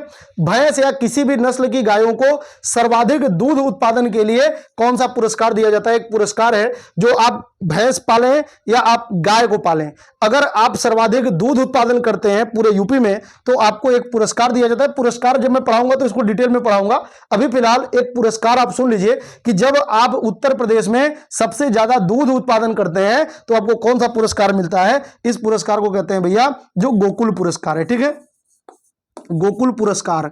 और कई बार एग्जाम में इसका प्रारंभ कब हुआ था ऐसा पूछा हुआ है, तो जो गोकुल पुरस्कार है इसकी शुरुआत 2015-16 में की गई थी। 2015-16 में गोकुल पुरस्कार की शुरुआत की गई। देसी नस्ल, अब यहां पर देखिए ये दूध उत्पादन है और यहां पर है देसी नस्ल, तो जो देसी नस्ल है इनकी गायों को, अगर गायों के सर्वाधिक दूध उत्पादन को क्या दिया जाता है। अब ये यहां पर आप किसी भी चीज की दूध की उत्पादन करें, लेकिन यहां पर जो है ये देसी नस्ल की गायों का ही अगर आपको दूध उत्पादन करते हैं और अगर आप सर्वाधिक दूध उत्पादन करते हैं देसी गायों का, तो आपको कौन सा एक पुरस्कार मिलता है भैया, तो ये आपको कौन सा पुरस्कार मिलता है, ये जो कृष्ण जी हैं उनके पिताजी के नाम पर है ये नंद बाबा पुरस्कार, ठीक है, नंद बाबा पुरस्कार, नंद बाबा पुरस्कार, नंद बाबा पुरस्कार है। और ये जो नंद बाबा पुरस्कार है ये भैया 2017-18 में इसकी शुरुआत की गई थी, ठीक है, जो नंद बाबा पुरस्कार है, नंद बाबा पुरस्कार है। आपसे पूछा जाता है तो ये देसी गायों के लिए है, ये भी आपको ध्यान रखना है। अब कृषि योजनाएं देख लीजिए, कृषि योजनाओं में कुछ फैक्ट इंपॉर्टेंट है, जैसे आपको ध्यान रखना है। अगर आपसे पूछा जाएगा ना कि उत्तर प्रदेश में जो जमींदारी कानून है, जमींदारी कानून को पहली बार कब लागू किया गया, तो आपको पता है 1 जुलाई, ये बहुत इंपॉर्टेंट है, बहुत इंपॉर्टेंट 5 स्टार वाला क्वेश्चन है ये, 1 जुलाई 1952 है, ठीक है। अगर आपसे पूछा जाएगा, चलिए मैं इधर लिखा ही होगा, वैसे तो इधर लिखा होगा तो बता ही देता हूं, हाँ इधर है, कृषि योजनाएं। प्रदेश में जमींदारी उन्मूलन कानून कब लागू हुआ। जमींदारी उन्मूलन कानून जो है ये 1 जुलाई 1952 को लागू किया गया, तो ये इंपॉर्टेंट है, 5 स्टार वाला क्वेश्चन है, एग्जाम में पूछा जाता है, ठीक है। अगर प्रदेश में पूछा जाएगा कि चकबंदी योजना कब लागू किया गया था, चलाया गया था 1954 में, पहली बार चकबंदी चलाया गया था, ये भी आपको ध्यान रखना है 1954 में, ठीक है। इसके बाद आता है हदबंदी, जिसे सीलिंग कानून कहते हैं आप, यानी कि अधिकतम कोई भी व्यक्ति कितनी खेती कर सकता है, कितने खेत को अपने पास रख सकता है, तो इसको सीलिंग कानून कहते हैं। और ये भैया आया था 1960 में, ये भी इंपॉर्टेंट है, ये भी लगातार पूछा जाता है। ये जो भी फैक्ट है आने वाले लेखपाल के लिए ये चैप्टर बहुत इंपॉर्टेंट है, और ये सारे के सारे फैक्ट आपके आने वाले एग्जाम में, जो लेखपाल का एग्जाम है स्पेशली उसके लिए ये सारे फैक्ट इंपॉर्टेंट होंगे, ठीक है। ये जो अभी कानून है ये सब पूछे जाते हैं। भाई एंटी भू माफिया टास्क फोर्स की स्थापना कब की गई थी, इसका गठन हुआ था अभी 2017 में, ठीक है। प्रत्येक माह के प्रथम व तृतीय मंगलवार को तहसील संपूर्ण समाधान दिवस की व्यवस्था कब से शुरू की गई थी, तो ये शुरू की गई है प्रत्येक माह के प्रथम व तृतीय मंगलवार को तहसील संपूर्ण समाधान की शुरुआत मेरे ख्याल से 2012 से की गई है, ये 2012 से। इसमें थोड़ा सा डाउट है, आप इसको देख लेना, ठीक है, इसमें थोड़ा सा डाउट है मुझे, 2012 से ही इसकी शुरुआत की गई है जहां तक मुझे याद आ रहा है, थोड़ा सा आप देख लेना इसको। प्रदेश में राज्य कृषि उत्पादन मंडी परिषद की स्थापना कब की गई है। अच्छा, ये कृषि मंडी परिषद है ना, तो इसकी जो शुरुआत हुई है ये 1973 ईस्वी है, ठीक है, 1973 ईस्वी है। और वहीं दुग्ध परिषद की बात होगी तो वो आपको बताना है 1976 में, मैंने आपको पीछे बता दिया है। किसान क्रेडिट कार्ड योजना बहुत इंपॉर्टेंट है, किसान क्रेडिट कार्ड जो है ये 1998 में में शुरू हुआ? किसान क्रेडिट कार्ड, ठीक है। किसान बही एग्जाम में लगातार आप इस क्वेश्चन को भी देखते होंगे। ये सारे फैक्ट बहुत इंपॉर्टेंट है भैया।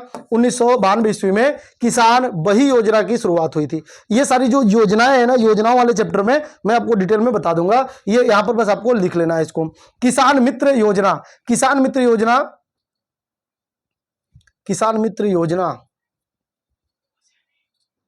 ये 2001 में किसान मित्र योजना की, हाँ सही है ना, 18 जून है मेरे ख्याल से, ये 18 जून है, 18 जून है, ठीक है, 18 जून 2001 है किसान मित्र योजना। क्योंकि इस बार आरओ में ये भी क्वेश्चन पूछा हुआ था और इसका डेट भी पूछा हुआ था, 18 जून 2001 है। तो ये भी आपको ध्यान रखना है, 18 जून 2001 को किसान मित्र योजना की शुरुआत की गई है। ये कई बार पूछा जा चुका है, तो ये भी बिल्कुल आपको पता होना चाहिए। राष्ट्रीय कृषि व मौसम आधारित फसल बीमा योजना, तो ये भैया 14 फरवरी 2014, ठीक है, 14 फरवरी 2014 को इसकी शुरुआत हुई थी कि अगर मौसम से आपका फसल बर्बाद होता है तो ये योजना की पैसा आपको ये कंपनी देगी, ठीक है, योजना कंपनी देगी।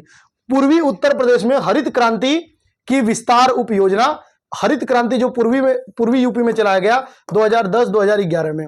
सोडिक लैंड रिक्लेमेशन परियोजना, ये क्या था? ये जो ऊसर भूमि है, जो बीहड़ भूमि है, उसकी सुधार के लिए सरकार द्वारा ये योजना चलाया गया था। ये 2009 से लेकर के 2018 तक का टारगेट रखा गया था कि भैया इसको सुधार करना है। तो बहुत इंपॉर्टेंट तो नहीं है ये, लेकिन फिर भी आपको ध्यान रखना है, ठीक है। और आम आदमी बीमा योजना, इसकी शुरुआत कब हुई थी? ये 18 साल से लेकर 59 साल तक का कोई भी जिसके पास जमीन नहीं है उसके लिए ये बीमा होता है, आम आदमी बीमा योजना। ये 1 नवंबर 2008 से इसकी शुरुआत हुई थी, ठीक है, 1 नवंबर 2008 से आम आदमी बीमा योजना की शुरुआत हुई थी, ठीक है। नेक्स्ट हो जाएगा आपका किसान पाठशाला योजना। देखिए सरकार द्वारा एक प्लान किया गया था कि भाई 2017 से लेकर के 2022 तक इन 5 सालों में हम क्या करेंगे। जो बीजेपी की सरकार आई, इसने एक टारगेट रखा था। उत्तर प्रदेश की सरकार ने 2017 में नई सरकार आई, तो इस सरकार ने ये प्रयास किया था, ये टारगेट रखा था कि 2022 तक हमें किसानों की आय दोगुना करना है। और इसी पर्पज से सरकार द्वारा बहुत सारे कदम उठाए गए थे। इसी के तहत एक काम ये होगा कि किसान पाठशाला योजना शुरू की गई थी, जिससे के तहत क्या था कि किसानों को शिक्षित करना है और जागरूक बना करके उनकी आय में वृद्धि करनी है, उनकी इनकम को दोगुना करना था। तो ये भी 2017 में ही इसकी शुरुआत हुई थी, ठीक है।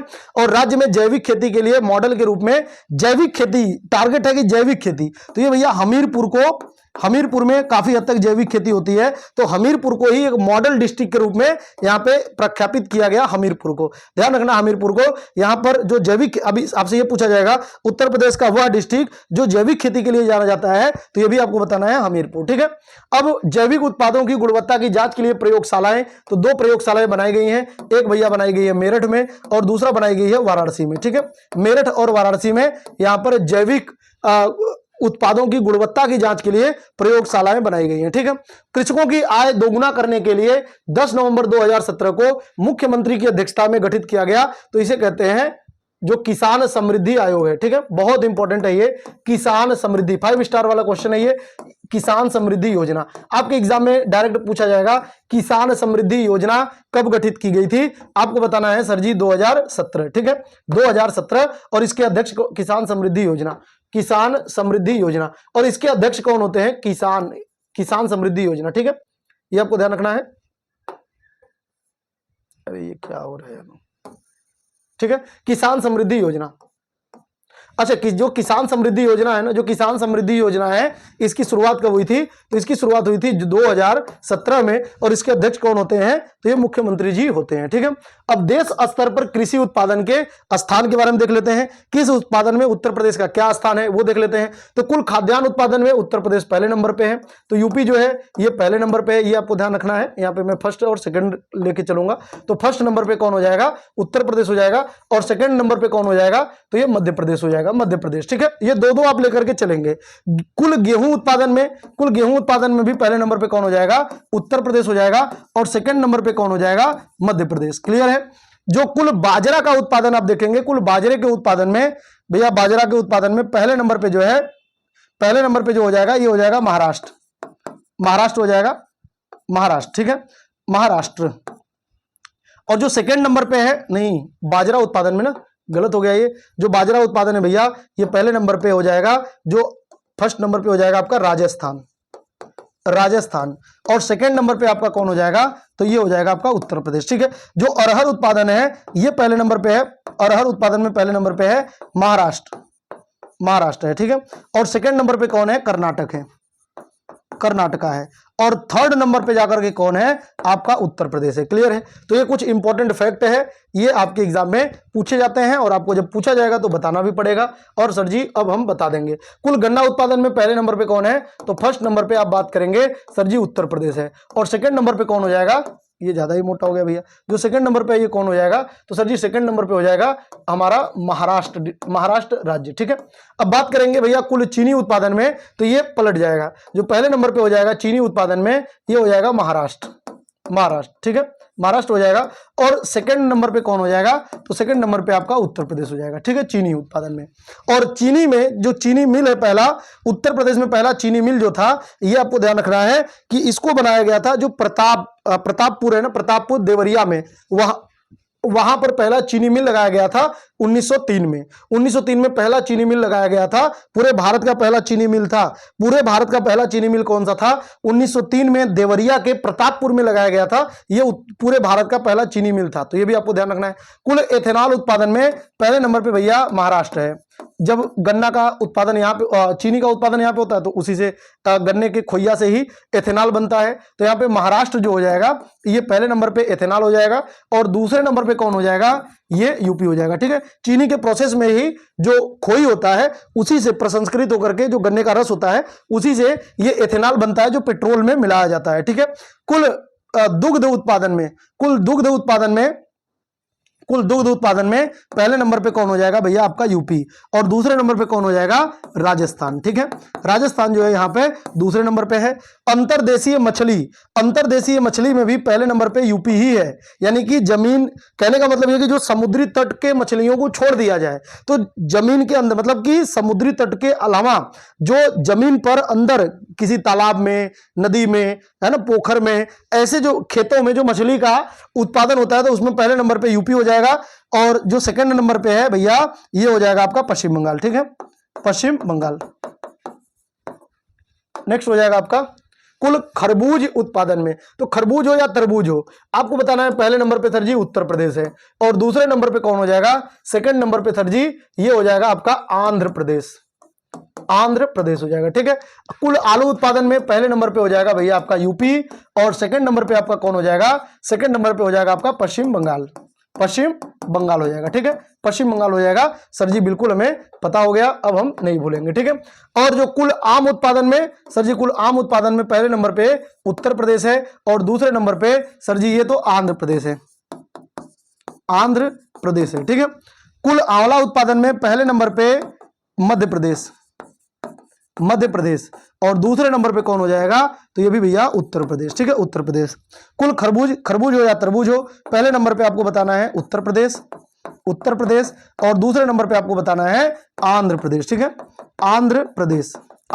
ठीक है, नेक्स्ट हो जाएगा आपका, अच्छा कुल पशुधन में देख लेते हैं। कुल पशुधन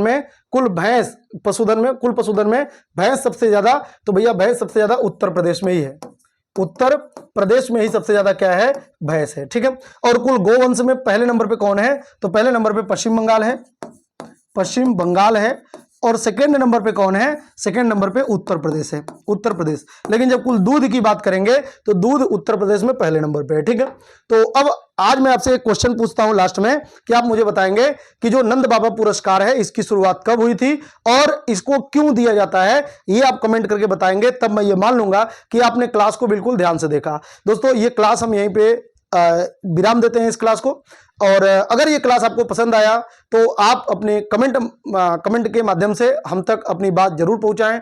मिलते हैं नेक्स्ट क्लास में, तब तक दोस्तों आप अपना ख्याल रखिए। तब तक के लिए नमस्कार, जय हिंद, जय भारत।